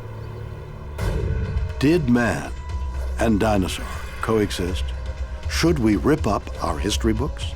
I think that people actually watch the Flintstones and think it's reality programming. Ancient Peruvian stone carvings pose a shocking question. Did our ancient ancestors walk alongside dinosaurs? Archaeologist Ken Feder doesn't think so. I think that people actually watch the Flintstones and think it's reality programming. It's not, it's a cartoon, folks. Fred did not have a pet dinosaur. That really didn't happen. But how can Feder be sure humans never saw dinosaurs? He points to the tens of thousands of fossils collected worldwide, which confirm they died out 66 million years ago. We have a whole lot of evidence that dinosaurs died off long before there were people. And the fact that we have a bunch of stones with carvings and people riding around on dinosaurs is not strong evidence at all. But if ancient Peruvians didn't see dinosaurs, how do we explain the Ica stones? They're fakes, they're hoaxes. The story of the Ica stones, from start to finish, mirrors the stories of lots of other archaeological hoaxes. They start small, but once it becomes clear that there's a guy willing to buy some stones, suddenly we have thousands of these things, and the actual stones themselves become more and more elaborate. Rather than finding them in caves, could the Peruvian peasants simply have made the stones themselves? There's only one way to find out. Art student Justine McGrath has been asked to test Feder's theory that the stones are merely fakes. She's going to attempt to replicate the stones using basic tools. So I begin by just copying out the image. It's a very simple line drawing. The drawing complete, Justine begins carving.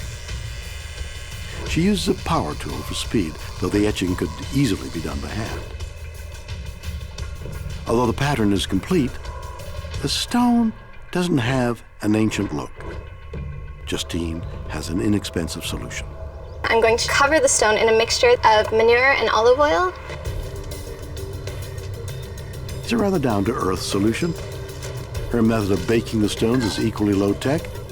But could some manure, olive oil, and a barbecue really recreate the mysterious Ica stones? After just 3 hours of baking, this is what my Ica stone looks like.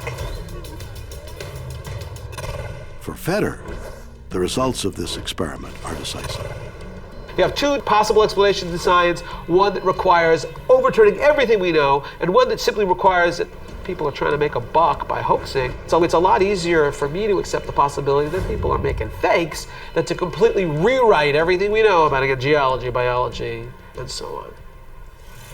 This compressing, this sort of pushing all of human history into just a few thousand years is sort of absurd on its face. Again, when you have a convergence of evidence, convergence of data, archaeological evidence, separate. Geological evidence, separate. Biological evidence, separate. Paleontological evidence, separate. Historic evidence, separate. And when all that data converges and points in exactly the same direction in ancient Earth, dinosaurs dying off tens of millions of years ago, first human ancestors 5, 6, 7 million years ago walking upright in the plains of Africa, all that evidence converges. It all is mutually supportive. This notion, there really isn't any place in that history for people riding their dinosaurs to the drive-in movie theater. Is this the end of the mystery? Are the ecostones just fakes? Author Andy Lloyd is not so sure. They weren't just created in someone's shed in the back garden 20 years ago. Some scientific work that's been done on them appears to indicate that there is a degree of oxidation over the engravings which would indicate that they're of some antiquity. So, if the stones really are ancient, that proves that the images they depict must have happened, right? Well, not necessarily. I don't think that's very, very likely that man and dinosaur could have shared the Earth at any time. However, that's not to say that there isn't something rather wonderful about the icostones in this regard. And one of the ideas that I've put forward is that the makers of the icostones, the artists from ancient Peru who created them, may have received knowledge about dinosaurs from ancient civilizations whose own understanding of the dinosaurs was as good as ours. Civilizations stretching back to ancient Greece unearthed dinosaur remains. They thought they were the bones of giants. But what if some ancient civilization did know what they were? Who could have done such a thing? Atlantis is an excellent candidate because the discussions and descriptions of Atlantis show that it was a very technologically advanced civilization for its time. The lost city of Atlantis, an advanced ancient civilization that is said to have flourished around the time of the Ice Age before falling into the ocean. Could Atlanteans have discovered dinosaurs? We can speculate that the Atlanteans had a very good understanding of natural history because their ability with science and technology was evidently quite far advanced. They would have probably dug up dinosaur bones during their mining expeditions and pieced together a dinosaur in the same way that we did. But many believe Atlantis to be little more than a legend, based on stories told by the Greek philosopher Plato. Is this strong enough evidence of its existence?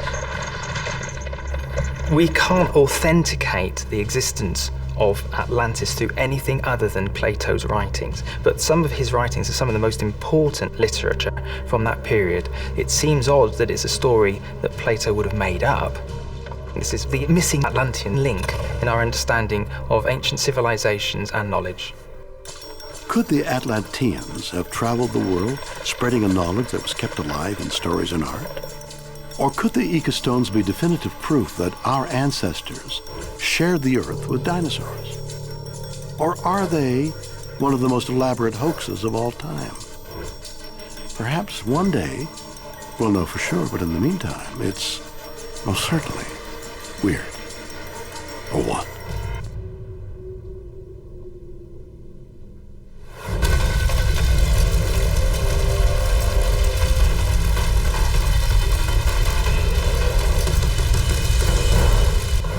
A 2,000-year-old wooden model excavated from Egypt's oldest pyramid reveals an amazing secret. Did the ancients invent modern flight? It could have been launched easily from the top of a pyramid. You know, I like to think of myself as a bit of an adventurer, or sort of an Indiana Jones, if you like. You see, I've been all over the world and collected some amazing relics. Wrong relic. course, some are more amazing than others. And some make you wonder what they might say if they could talk. Can you imagine finding something that could truly change the world? Well, here it is. Sakara, Egypt. In one of the country's oldest burial grounds, French archaeologists begin to unearth the burial tomb of the 3rd century BC official, Paddy Iman. Among the artifacts recovered is what looks to be a model of a bird. It's cataloged and stored at the Cairo Museum for over 70 years. But no one could predict the shockwaves Special Register 6347 would soon make. The late Egyptologist Dr. Khalil Messiah realized the model was very unusual. It leads him to a breathtaking conclusion. Dr. Messiah had found evidence of what appears to be a glider or an airplane, something that the ancient Egyptians supposedly didn't have. Author David Childress thinks that Dr. Messiah has much to teach historians and the world. To me, the research of Dr. Khalil Messiah is very important, because here we have a mainstream Egyptologist finding an artifact that we know is authentic, coming from over 2,000 years ago, a model, a very miniature model of an airplane, much like the early airplanes that were built in America and around the world at the turn of the century.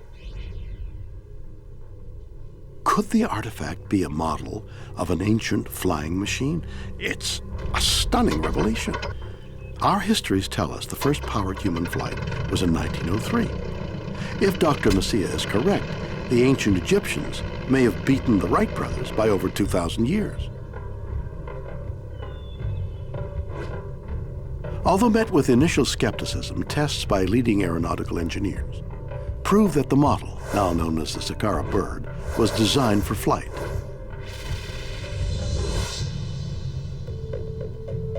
Ancient cultures have many stories of flight, of vimanas, of magic carpets, of flying chariots. But here with the Sakara bird, we have an actual model of what could be an ancient airplane. Did the ancient Egyptians experiment with flight? Is the artifact the model of a full-size glider or plane? It's very important that we find artifacts like the Sakara bird and other strange artifacts from these ancient cultures, because it really helps us place their legends and myths in contexts, such as flight. Is it possible that they actually had flight like we do today? And I think they did. Is the Sakara bird proof that the ancient Egyptians had technology 2,000 years ahead of its time? And if they did, how did they get it? This is going to throw Egyptology and the way we view ancient civilizations completely topsy-turvy. A man discovers a model wooden bird in a Cairo museum. Is the Sakara bird proof the Egyptians took to the skies 2,000 years ago? Katja Gobes is an Egyptologist. She has her doubts. When I first heard that the Sakara bird was being used to support such claims of early aviation, I was completely taken aback. Certainly they were fascinated with the skies. They believed that their dead ascended to the sky to become celestial gods after death. Their chief deities were seen to be traveling through the sky, the sun god being the most important there, but there is no evidence whatsoever to suggest that the Egyptians had an interest in aviation. But if the Sakara bird was not the model of a glider, what was it? The symbol of a bird is extremely important within the Egyptian religious and political system. We find them used in the hieroglyphic writing system. We find them as images protecting the king. One bird in particular, the falcon, had a role which explains why it would be placed in a tomb. The deceased Egyptian wishes to ascend to the sky and sometimes says he does so on falcon's wings. In particular, the falcon with the outstretched wings you will find at the back of the king's head, indicating that he is afforded the protection of the gods, and he is in fact Horus on earth. We find amuletic representations of falcons as protective devices in funerary contexts, that means in Egyptian tombs, decorating the coffins of the dead, being placed as little protective objects, amulets, on the actual mummies, or painted on the coffins, painted on the sides of the, on the walls of the tombs, and so forth. There's one problem though. The Sakara bird looks nothing like the other Egyptian falcons. So what can explain its flat tail and plane-like wing? It is not unheard of that toys were given to deceased children, and they would be put into their tombs so they would be accessible for their afterlife and for their eternal pleasure. Could the mysterious artifact be nothing more than a simple child's toy? Are the smooth body and flat tail the result of amateur craftsmanship and not deliberate design? Even though there are a few idiosyncrasies in its representation, the Sakara bird is most likely an image of a falcon. There is no evidence that the Egyptians experimented with aviation technology. The claim is ludicrous, to say the least, so it is not inconceivable that the Sakara bird was a toy that was given to a child, or even to an adult who wanted to take his favorite childhood toy with him into the afterlife. Are we reading too much into an ancient toy? Not everyone thinks so. Artifacts like the Sakara bird are important because science likes to think it's got everything explained. We can explain how the Egyptians built the pyramids and all of their ancient technology, but items like the Sakara bird throw a monkey wrench into some of these old theories, because suddenly it's possible that the ancient Egyptians and other civilizations could do much like we did and have flight, have electricity, have machines. When we look at ancient civilizations like the ancient Egyptians, we see that they've made so many magnificent buildings, and their sciences were very exact. They were good engineers. They studied nature tremendously. So the Sakara bird seems to indicate that yes, the ancient Egyptians knew about flight and had it. But how can children be so sure that what looks like a bird is really a model airplane? It's clearly an aerodynamic design and not just some simple toy. The wings are at what is known as the dihedral angle.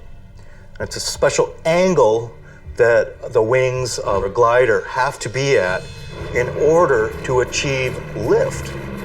And the Sakara bird has that. So the wings are airworthy, but what about the tail? Dr. Masia had also found evidence that the very top part of the tail rudder had been broken off. And he theorized that it had in fact had also another vertical tail, much like a modern jet would have. But if the Sakara bird was a model of an ancient glider, there's one big problem. Where in Egypt's flat desert could you glide from? If it was a glider, it could have been launched easily from the top of a pyramid, perhaps, much like hang gliders themselves launch today off of cliffs and mountains. Or even, the Egyptians could have developed a relatively primitive catapult-type launching system that would have given this glider the power to get in the air and then fly over areas of Egypt. I believe that the ancient Egyptians and other civilizations had powered flight, as well as gliders and airships and balloons, and even they had electricity and lights. Even they must have had power tools in some of their cases to build some of the buildings they had. Were the crowning achievements of Egyptian civilization used as a launch pad by an ancient pair of Wright brothers? If scientists are right that this is a model of a functioning glider, this is going to throw Egyptology and the way we view ancient civilizations completely topsy-turvy. Okay, this is blowing my mind. Are they honestly trying to tell me that this 2,000-year-old ugly duckling is evidence of an ancient mastery of the laws of aerodynamics, that it could fly? Well, there's only one way to find out.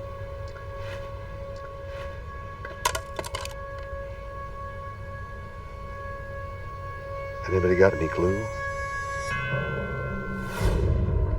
A simple bird replica or evidence of early flight? What is the Sakara bird? Martin Gregory designs gliders. He thinks he knows the answer. When I first heard the Sakara bird was the model for a full-size airplane, I was skeptical to say the least.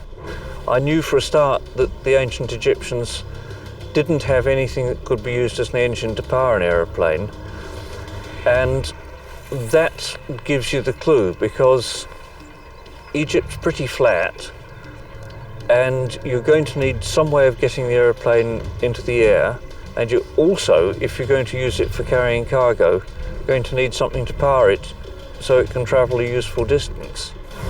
I decided the only way I could find out if the Sakara bird could have been a flying model was to build one myself.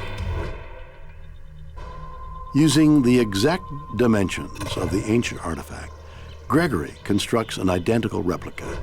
He'll launch it with a device used to test scale glider models.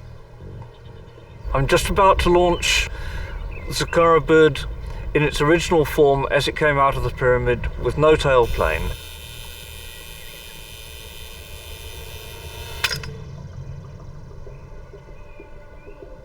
That flight did what I expected it to do. Its lack of aerodynamics kicked in and it tumbled and fell to the ground. The test is conclusive. A model of that size needs a stabilizing tail. Dr. Messia believed that the Sakara bird originally had a tail, which had snapped off with age. Could a tail make a difference? Next, we're going to launch the Sakara bird again, but this time fitted with a tailplane. This will stabilize it and let us see how good or poor a glider it is. 2,000 years of history hang on this one test.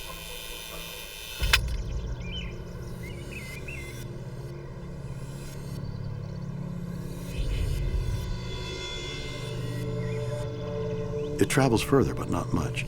The end results are the same. The wing has rounded edges, and that just doesn't generate very much lift at all. And in terms of stability, all modern aeroplanes have the wing bent up at the tips for stability instead of swooping down like this one does. So does the experiment prove that the Sakara bird was really a child's toy? Following his experiment, Gregory has a theory of his own. I think there's a possibility that it's a wind vane. I discounted the child's toy theory on the grounds that all real birds have a flat horizontal tail rather than a vertical fin, and most children will be able to recognize the difference and not be fooled by the presence of the fin.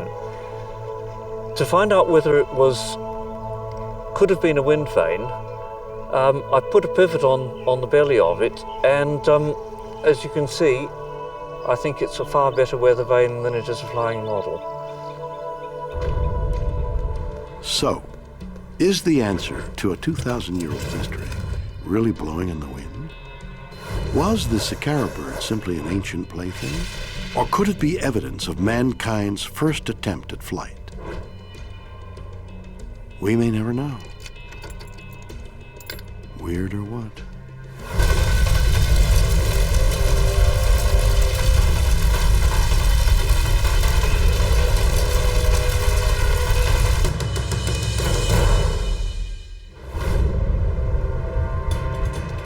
So there we have it.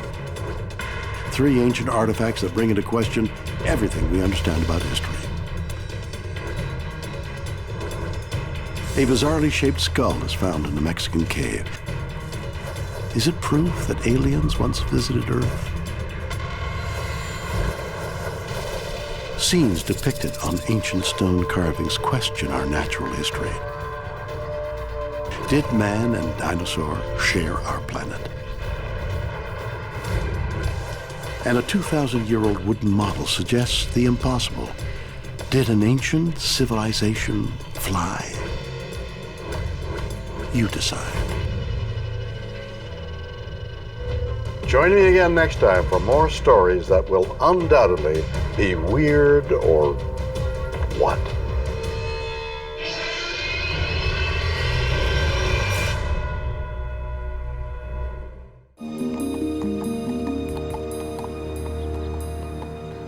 You know, I've been around for a while. I've met some interesting people. Done some crazy things. So you'd think that there wasn't much that could take me by surprise. You'd be wrong.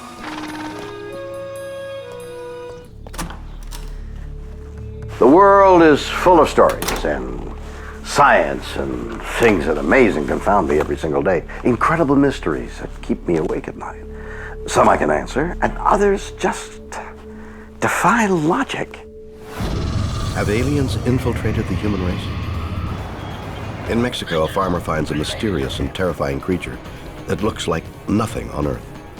I have invested thousands of dollars just trying to know what this creature is. Did pilots from another world crash land in Mexico? In Arizona, a woman claims to have been fathered by an ET in a top-secret government experiment. There are extraterrestrials walking amongst us. Can human and extraterrestrial DNA mix together? And in Nevada, a U.S. serviceman befriends a colony of aliens living secretly on an Air Force base. They wouldn't hesitate for a second to kill a human. Yeah, it's a weird world, and I love it.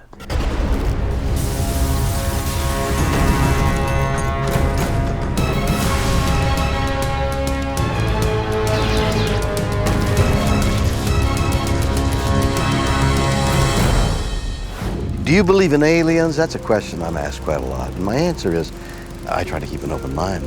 I mean, who's to say what or who is living in the far corners of the galaxy? But think about it. So much we don't know about our own planet. Could aliens already be here, living among us? Could they be our friends or even our neighbors? I knew there was something strange about those people. You're only supposed to mow the lawn in the afternoons.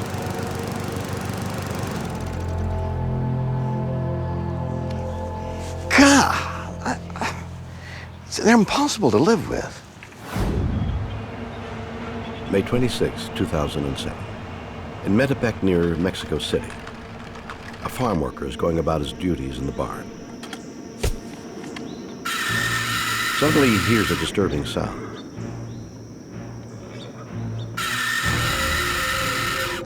It's coming from one of the traps he is set to catch rats. They never heard something like that. They couldn't exactly say this was the sound that we heard in another animal.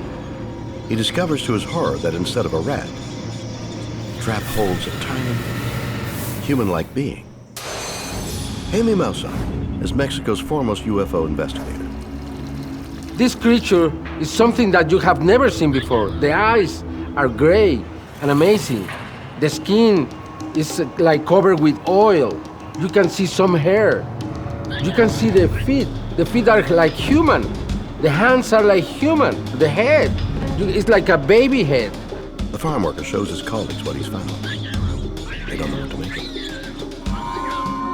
I can just imagine the surprise when they were seeing this creature moving and trying to escape.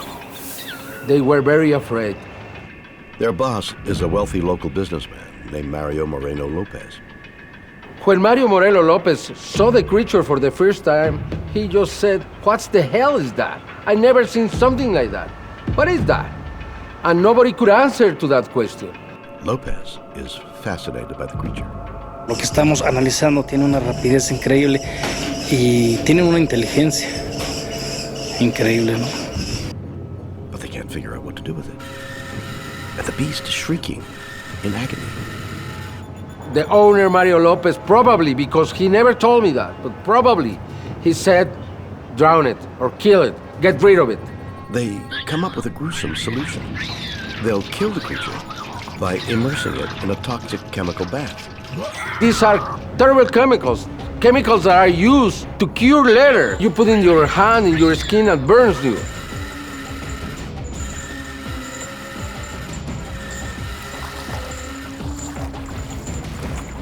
But then something inexplicable happens. The animal refuses to die.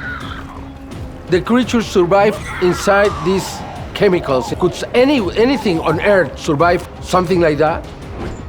Finally, the beast is lifeless. Mario Lopez now has in his hands a dead creature. He doesn't know what it is. He knows it's not something normal. Lopez brings the creature to Maussan, believing only he can solve the mystery. When I saw the creature for the first time, I was very skeptical. I didn't know if this was a joke. They were trying to confuse me or to discredit me. But Maussan is fascinated and decides to undertake an investigation. He subjects the creature to a battery of tests. We have tested this DNA of this creature around the world.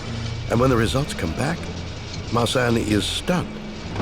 The animal is genetically distinct from any species known to man. We found in the DNA of this creature that it's even closer than the chimpanzees to human beings. It's almost human.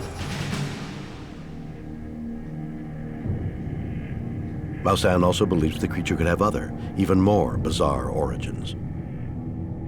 We don't know how to test for alien DNA, but I'm very sure that the DNA of the aliens is very similar to the DNA of humans because the DNA is universal. But while Maussan is trying to decipher the test results, his investigation takes a macabre twist. Mario Lopez, the owner of the ranch where the creature was caught, is found dead, burned to death in his own car. Mario Lopez brought the creature to me at the end of June 2007. Just 4 weeks later, he was murdered. Lopez's unexplained death raises a chilling new possibility. It is somehow connected with the death of the creature from Medabec. A person brings something so strange, and then he's murdered. What is going on? Today, Maussan is still trying to solve the mystery. This is the only creature of its kind around the world. There is no more. We have this chance, and we have to solve this mystery to know if we are really alone in the universe. Wow, what a compelling and somewhat disturbing story. Mexican workers find a creature that resembles something like a deformed human baby or some kind of alien. They try and kill it, and then it somehow takes revenge on an innocent man by murdering him. Could a little guy like this do something like that?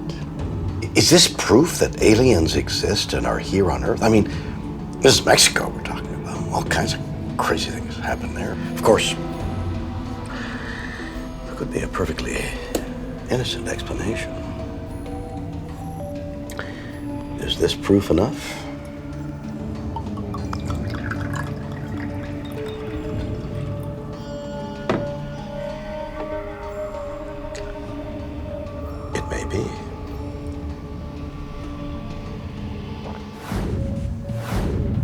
Logan Hawks is the author of Close Encounters of the Old West.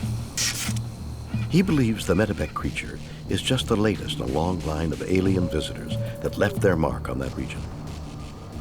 If you look back into the myth and mythology of the people that lived in this neck of the woods, the Medabec creature very much looks like a little person described in some of these legends. Hawks has an intriguing theory to explain the creature's origin. I believe this extraterrestrial creature was a pilot of a craft that flew through the zone of silence. It affected his guidance system, his ability to control the ship. He crashed on a farm where he was discovered by a Mexican farmer.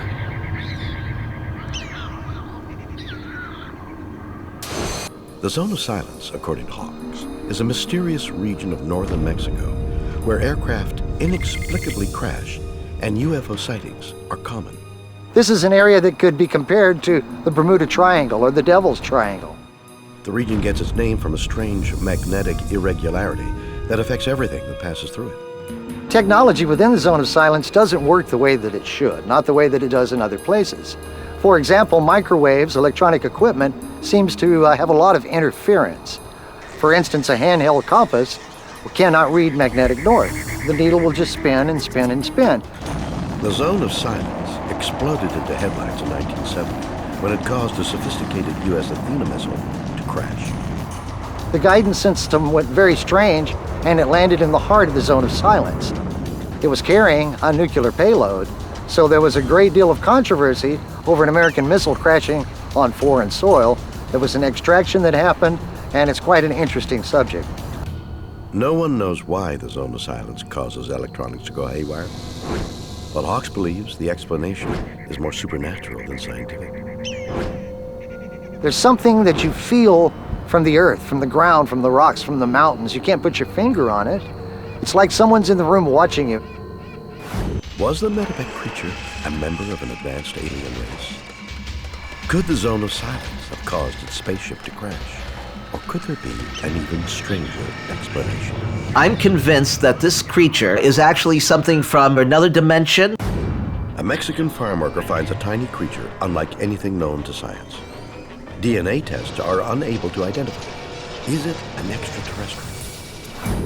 For paranormal expert Timothy Beckley, the Medabec creature raises more questions than answers. If it had any great intelligence and was coming from afar, why would it get trapped in some sort of animal trap? And also, where's its craft? And where's its breathing apparatus? So if the Medabec creature wasn't a pint-sized alien planet, what was it?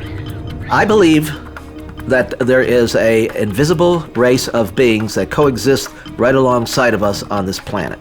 I have had 3 UFO sightings, so I know that these things are real. They are not hoaxes, they are not hallucinations, but I do not believe that most of the objects that have been seen are from outer space. I think they are more closely akin to our own reality. Perhaps they come from another dimension, perhaps they come from somewhere beneath the earth. But the sightings are real and people are reporting legitimate, far-out things. I'm convinced that this creature, this so-called alien baby, is what is known as a jinn, an invisible, supernatural being that exists on a parallel dimension.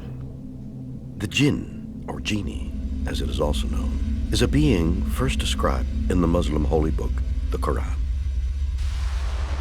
They're said to appear out of nowhere to create mischief.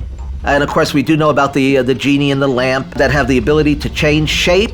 Sometimes they are seen as small beasts. Even more intriguing, Beckley claims to have hard evidence of their existence. I have compared it to photographs that people have taken of these jinn, and they look remarkably similar. Beckley says further proof can be found in the death of Mario Lopez, the rancher who found the creature. They are evil, sinister creatures. If you kill or injure a jinn, you can expect some form of repercussion. The farmer who was responsible for the death of this creature felt the heavy hand of the jinn.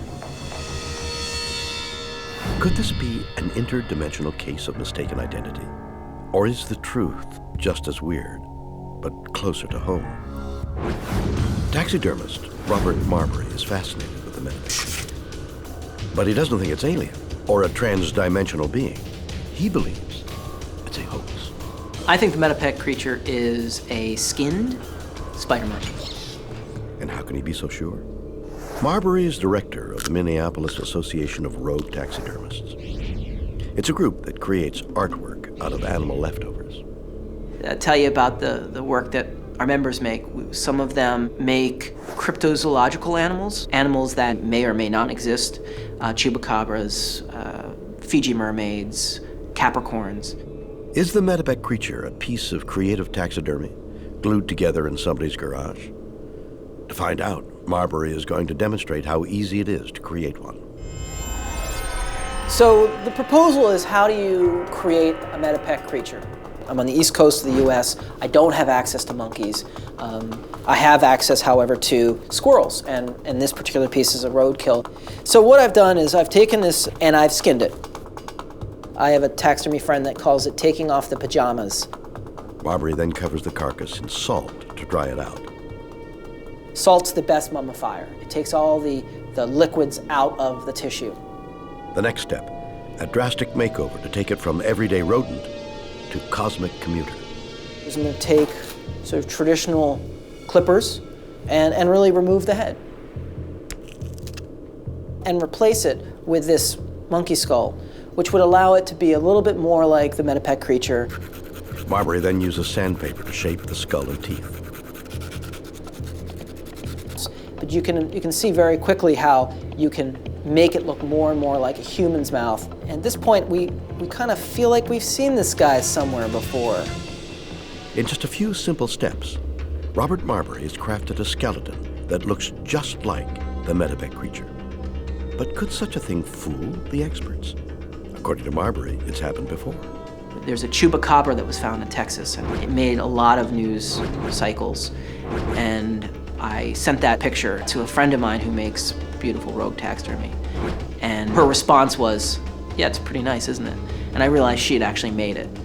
But if these fakes can be so easily spotted, how has the Medabec creature fooled so many people for so long? Humans are hardwired to make sense of random patterns. We see something which we don't see on a daily basis, and your mind kind of rallies for an answer, and then the suggestion, oh, this is an alien. I think that's a little arrogant on our part to envision aliens as a version of me, but with a big head. I think when you get down to Occam's razor, and the simplest explanation is often the correct one. This, to me, is a spider monkey. Was the Medabec beast created through taxidermy? Is it a supernatural djinn from another dimension? Or is it an alien pilot that crash-landed in northern Mexico? Weird. Or what?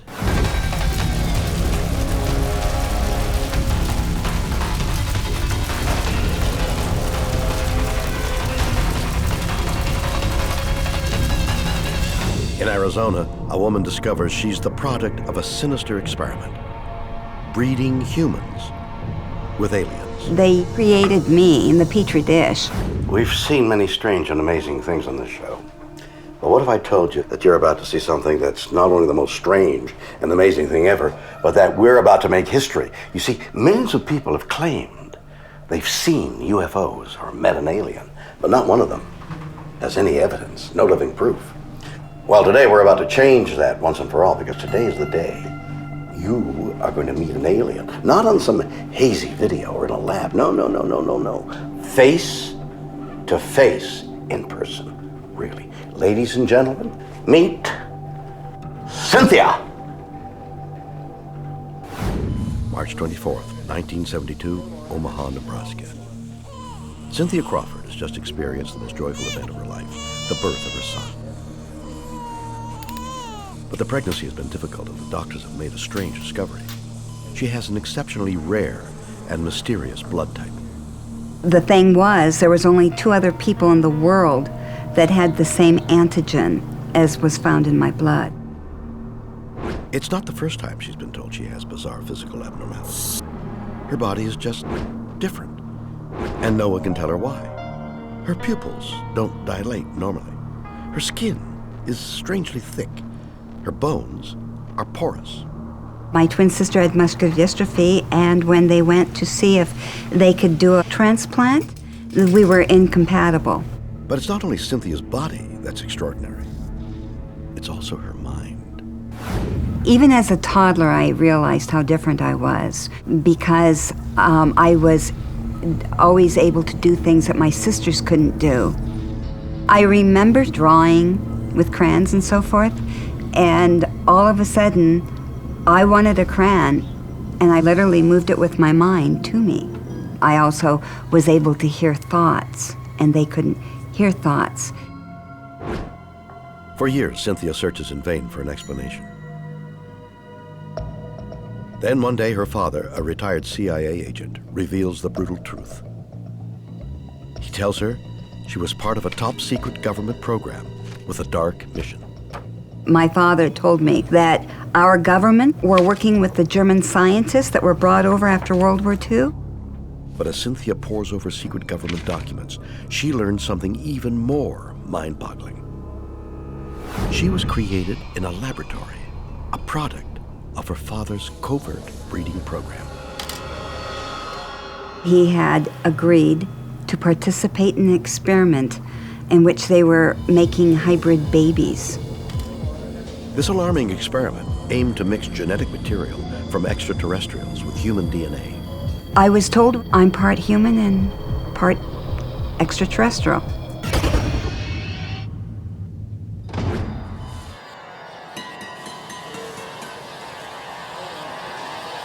The way they created me in the Petri dish was they used alien DNA that the German scientists brought over with them, and the rest from my father and my mother, and mixed it all together in the Petri dish and then inserted it in my mother's womb.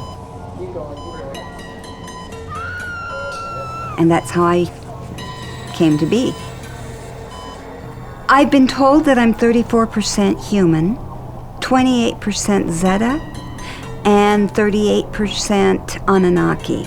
And I'm not alone, and I know that because I've had numerous phone calls and emails from people that know that they've come from other planets. I've even met them. Crawford is stunned by her father's confession. My first reaction was anger. I was very angry to think that this had been done to me because of all the abilities, the things that I was able to do. My whole life, I was told I was a creep or a freak. When the story sinks in, it unlocks a secret past that's somehow remained dormant in the young woman's mind. Her entire life has been haunted by nightmares of alien encounters and weird lab experiments. Now she thinks she knows why. They're real memories from her childhood. That answered all these questions about why I was having visits from beings and why I'd been taken up in ships all my life. My very first memory of an encounter with an extraterrestrial, I remember standing up in my baby bed and holding on to the bars, and I remember talking to a being, giggling and laughing. But Cynthia isn't traumatized. Instead, she embraces her new identity and tries to find out more. She learns the secret government program is not only larger than anyone could possibly imagine, but she's not the only one it created. There are extraterrestrials walking amongst us. We're talking about probably hundreds of thousands on this planet of extraterrestrials and hybrids. Are Cynthia Crawford's claims far-fetched nonsense? Or could the unthinkable be true? Can humans and aliens combine? How many hybrids are out there? And what exactly is their purpose?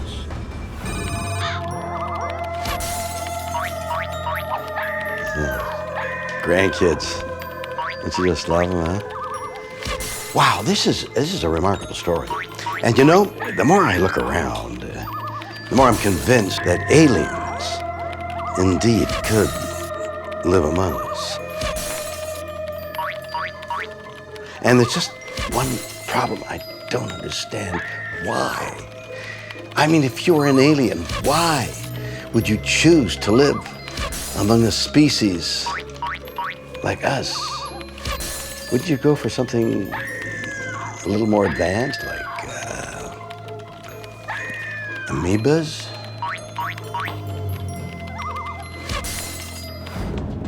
Hypnotherapist Yvonne Smith has worked with Cynthia Crawford for years. I find her to be very credible and a very honest person. Yvonne doesn't think Cynthia is the product of a secret government program. She says it's the aliens themselves who are responsible.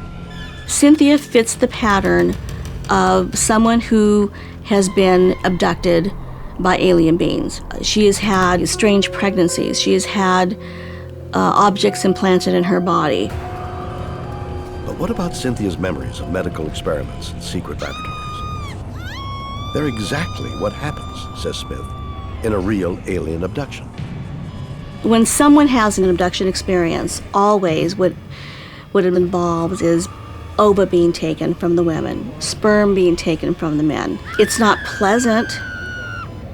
It's not sexual. It's very clinical. These alien beings have an agenda, and they're carrying out that agenda. Now, ultimately, what's going to happen with these hybrids is the million-dollar question. We don't know. I just know, and I will go out on a limb now, after 20 years of research, that these hybrids do exist. They're here. It's something that I never thought I would be saying years ago. But why would extraterrestrial beings want to create human hybrids? It's obvious that the aliens need something from us. Otherwise, they would have terminated us a long time ago. This is a silent invasion. We don't know what the ultimate purpose is. Did extraterrestrials abduct Cynthia and perform experiments on her? And if that's true, how did her father know so much about it? Melinda Leslie has been a UFO researcher for over 2 decades. She theorizes that Cynthia was kidnapped by both aliens and humans as the victim of another top-secret government program known as MILAB. MILAB is an acronym meaning military abduction, MIL for military and AB for abduction. And it refers to alien abductees who then are targeted by covert black ops, human, military and intelligence community agencies. Apparently the program targets anyone suspected of having contact with beings from other planets. First you get abducted by aliens, and then you get re-abducted by the government. MILAB abductions is much more common than we realize, at least in alien abduction accounts. The people who've had the alien abduction experience, and most major abduction researchers in the world agree that that number is probably upwards of 10-15% of the world's population. And then it seems that 10 or 20% of those people have then had also the MILAB experience. So once someone has had alien abduction, for it to escalate into that place where there is a covert ops interest in them seems to be very common. She says Crawford's story bears all the signs of a classic MILAB abduction. These are all alien abductees. They've had harassment, surveillance, they've been re-abducted, they've been taken to underground bases, they've had medical procedures done on them, and have been interrogated about alien technology. But why would the government do such a thing? They're interested in the abductee's psi abilities, meaning psychic. Does the abductee perform psychic abilities? Do they do telepathy, psychokinesis? Can they move matter with their mind? They're interested in abductees' genetics. Have they been genetically enhanced? Have they been genetically altered or affected by the ETs? Could it be the CIA is using the program to prepare for an alien invasion of Earth? Covert intelligence and military agencies are trying in every way they can to get all the information they can about the ETs, about their motives and agendas. Leslie believes if the MILAB program were ever made public, it would destroy the government. It's immoral, unconstitutional, illegal, to say the least. These are humans mistreating humans. Is Cynthia Crawford the victim of a sinister covert intelligence program? Is she the product of an alien program to create human hybrids? Or could there be another explanation? We share 50% of our genes with bananas, for crying out loud. A woman believes she's an alien-human hybrid produced in a secret government lab. Did extraterrestrials perform experiments on her? Is she the victim of a CIA covert mission? Physical anthropologist Dr. Eugenie Scott says an alien-human combination is impossible. Why would we assume that there's any similarity in the genes of an alien and the genes of a human? And if you don't have the same genes, you can't produce offspring. You can't produce that hybrid. Dr. Scott thinks for hybrids to exist, aliens would have to possess DNA, the molecule that encodes the genetic blueprint for every living thing on Earth. What's the probability that the DNA of an alien would in any way, shape, or form line up with our DNA. The probability is zero. DNA is a chain-like molecule that's found in every cell. And among other functions, it has to do with passing on the hereditary information from generation to generation. So if you're a mosquito or a single-celled organism, a slime mold, or a human being, you've got DNA. And when mosquitoes or humans reproduce, a strand of DNA from a male and a strand of DNA from a female link up, and in that fertilized egg allow for the cells to divide and to differentiate, and a new mosquito or a new human being to be born. But if you take a strand of human DNA and a strand of mosquito DNA, they're not going to link up. So you're not going to get a mosquito-human hybrid, or too bad for the movie The Fly, but human DNA just doesn't link up with the DNA of any other creature on this planet. Dr. Scott also claims only species evolved from a recent common ancestor can successfully form hybrids. So closely related species of baboons can form hybrids. Tigers and lions can form hybrids because they haven't been separated all that long. Horses and donkeys can form hybrids because they haven't been separated all that long. This science begs a question. If different species can successfully hybridize, what about humans? Have we ever done it? Guess what?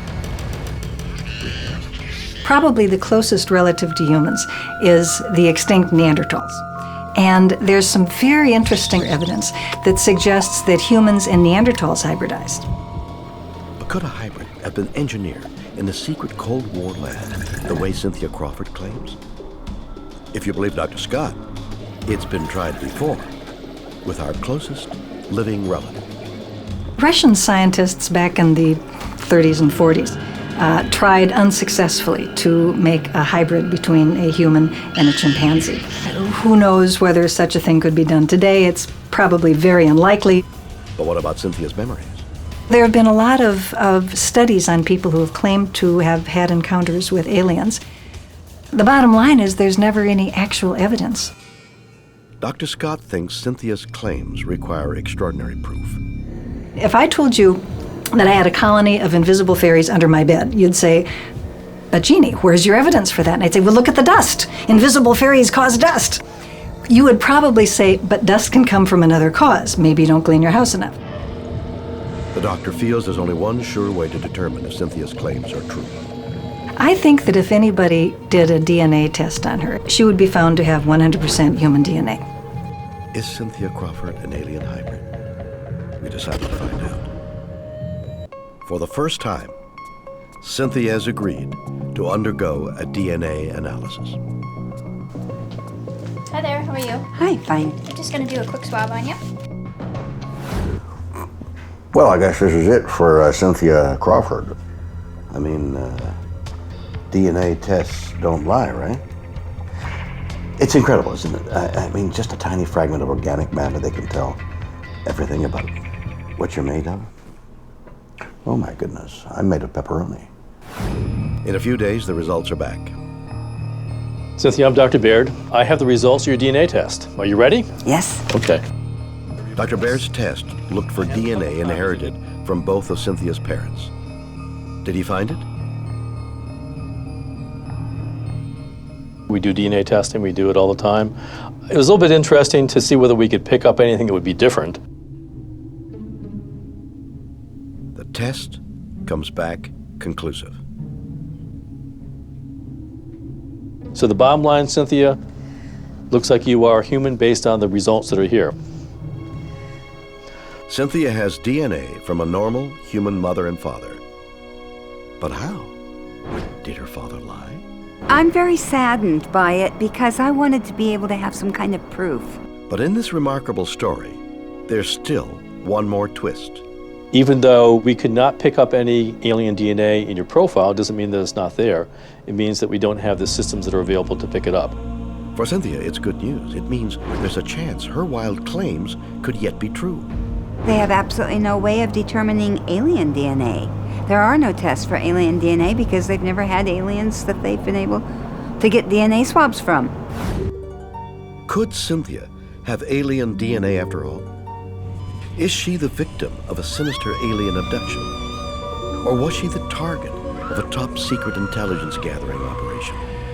Whatever the truth, this story is 100% weird. Or what?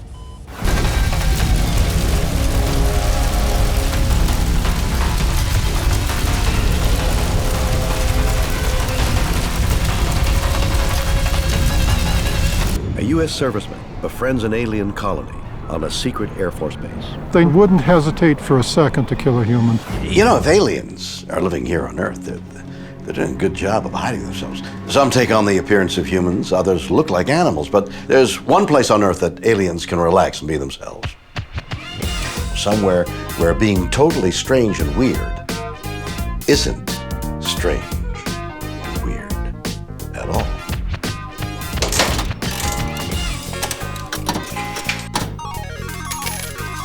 Jackpot! March 1965, at the height of the Cold War and the start of the conflict in Vietnam, the U.S. government is busy building the most powerful Air Force in history. One of its new recruits is 20-year-old Charles Hall. Charles James Hall, Airman Second Class, U.S. Air Force.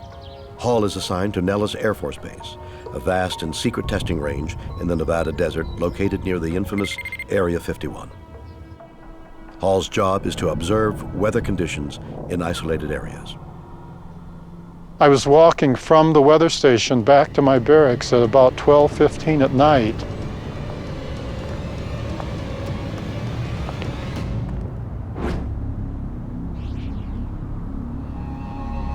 There were 3 of them out by the garbage container. One of them was following me.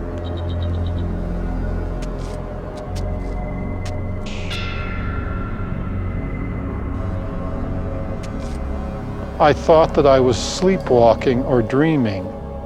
As the days go on, the sightings continue. Hall wonders if he's losing his mind.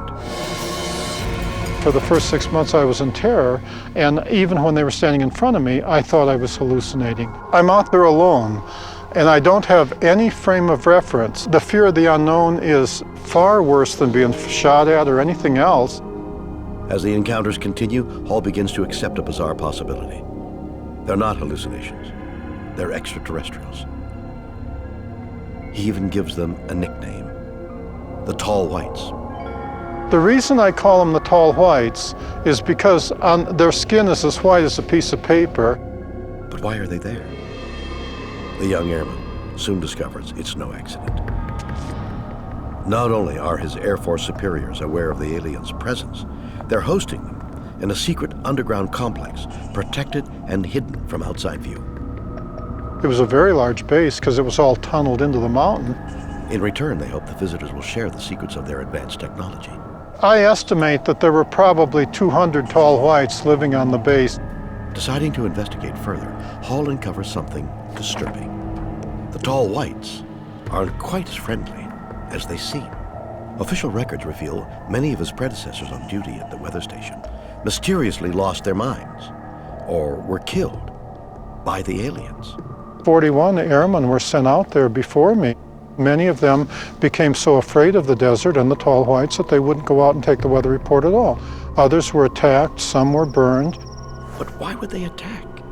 There's a simple answer.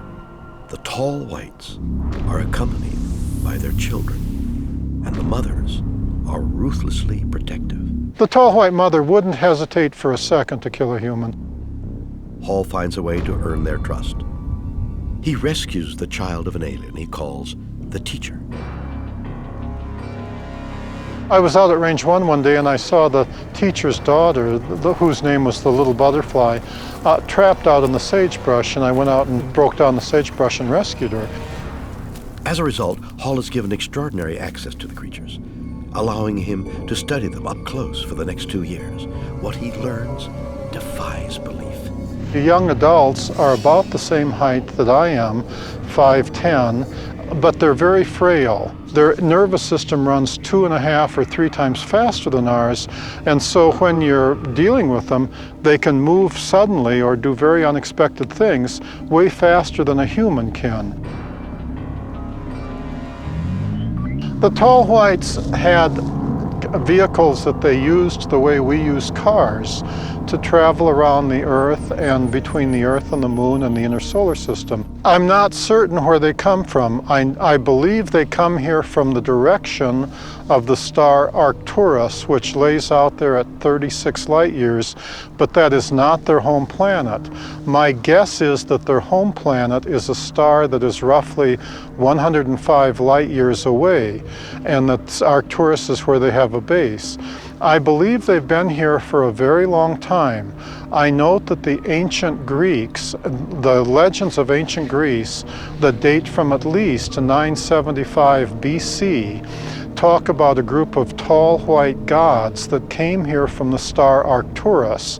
And the men of ancient Greece said that when they were camping on the slopes of Mount Olympus in the warm summer nights, these gods would come and stand just out of range of the firelight, of the campfire light, and watch everything they were doing.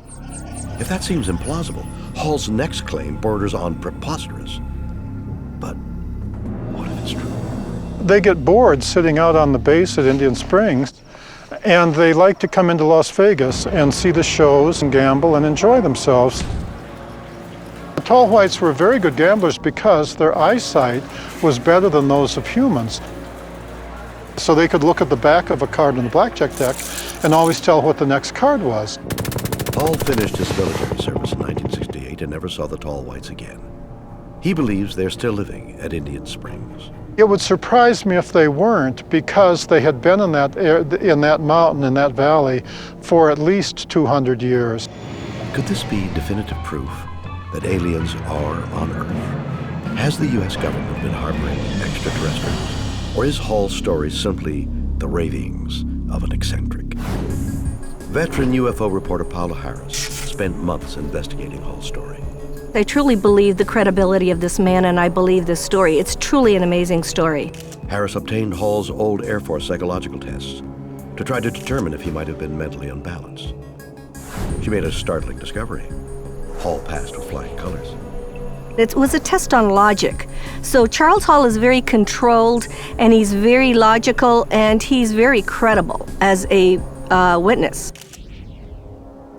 Harris also learned that after his military service, Hall completed 2 master's degrees and worked as a nuclear physicist before going public with his stories of tall whites. Could someone that educated simply be making it up? She thinks Hall's account is simply too thorough and meticulous to have been invented. Charles goes into detail about how these people live, about their lifestyle. I can tell when someone is telling the truth, and I believe Charles Hall's story. He tells it very clearly, concisely, and he also remembers details. The man is incredible with details. He lived this, he knows about this case, and it's been part of his life. Could Charles Hall's fantastical claims be true? Are aliens using Earth as a second home? Or is there another answer? I've had lots of schizophrenia patients talk about how they lived with aliens. A man claims to have lived with a colony of aliens on a U.S. Air Force base. Does his military background make his story credible? Psychotherapist Kimberly Moffat doesn't think so. She isn't shocked by Hall's stories of living with aliens. She's heard them before, from her own patients. I've had lots of schizophrenia patients talk about how they lived with aliens, and in the mental health field, this is very common. Moffat feels such visions could be a symptom of a rare condition known as grandiose delusion disorder. Grandiose delusional disorder is the type of delusion that happens when people think that they're kind of the strongest, fastest, and most intelligent person alive.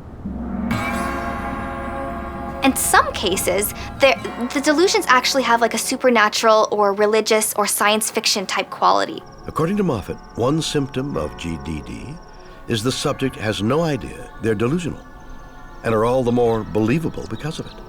The way that I would explain the consistency of Charles Hall's story is that he really does remember this as if it were facts happening. So in any person that's experiencing a hallucination or delusion, it is very real to them. I can't emphasize that enough. What he experienced, it may not be real to any of us, but in his own mind could have been very real and very detail-oriented, almost as if it were a dream. So you and I have dreams every night, and we might wake up and feel a certain way and remember vividly what happened. And this is the same way that somebody with a mental health disorder might remember a hallucination. With someone with this type of delusional disorder, it isn't a malicious act. He really does feel like this happened to him, and he wants to tell his story. But if these memories are delusional, what caused it? Moffat feels it was the very thing that brought him to Indian Springs in the first place: military service. We know that he did fight in Vietnam, and a lot of times when war survivors come back, they're incredibly traumatized. Sometimes that can be something that lasts for the rest of their life and can even push them into having other mental health issues. With something like schizophrenia, there is a genetic component. That part has been proven. So if you do have a family member or somebody who's been in your ancestry that has schizophrenia, then there's a chance that you could have it too. But people also, it's kind of like a light switch going on and off. And a lot of times we find that schizophrenia sufferers have their first experience when they're under an extreme amount of stress. So it could be fighting in a war, going through a traumatic experience, or even, being in music school or writing exams in law school, that type of thing. When people are really, really stressed to the max, we find that that's when they have their first episodes. So that is definitely something that could trigger the onset of a delusional disorder. Could psychological trauma be the root of Charles Hall's memories? Did military service make him retreat into a fantasy world? Do tall whites exist only in his mind? Conspiracy expert Patrick White thinks so, but not for the reason you might think. He thinks Charles Hall was the victim of a secret government mind control program. Known as Project MKUltra, it attempted to discover if LSD and other drugs could be used as weapons. The CIA and the government were trying to find a virtual truth serum. They were performing all kinds of weird and bizarre experiments on these individuals to basically see how they could get them to confess military secrets. They were basically recruiting unwitting patients. Individuals were going into hospitals for anxiety, depression disorders, and for months they were just experimented on unknowingly and unwittingly. The victims of the MKUltra project were generally subjected to various forms of torture and abuse. They were trying to break down the will of the individual and remove the personality completely so that they can program them in whichever way they saw fit. So people were administered amphetamines where they would be completely jacked up for periods of time, and then they would be administered barbiturates through an IV where they would be completely brought down. People were administered LSD and were forced to listen to repetitive audio loops over hours at a time. People were put into drug-induced comas. Basically anything that could be done to break the will of an individual, it was tried. Did MKUltra implant false stories into Hall's brain? They could have programmed him to think he was a platypus, and he would have believed it. They could have totally programmed him to think, wow, I've interacted, worked, lived, and mingled with alien beings. Was Charles Hall the victim of secret government mind control experiments? Is he suffering from a delusional psychological disorder? Or did he really live among aliens at a U.S. Air Force base? Weird. Or what?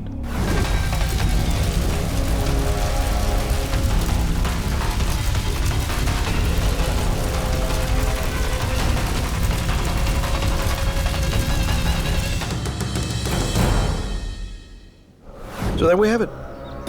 Stories of real-life ETs who may be our friends and neighbors. In Mexico, a strange and unidentifiable creature is found by a rancher. Could it be a visitor from another world? In Phoenix, a woman claims to be a human-alien hybrid. Does she represent a new transplanetary species? And in Nevada, a young serviceman discovers extraterrestrials living on a remote Air Force base. Is the U.S. government covering up its contacts with an alien civilization? Are these stories evidence that we share our world with beings from outer space? Can we dismiss those who claim these things are true? You decide. Join me next time for more stories that will undoubtedly be weird or what?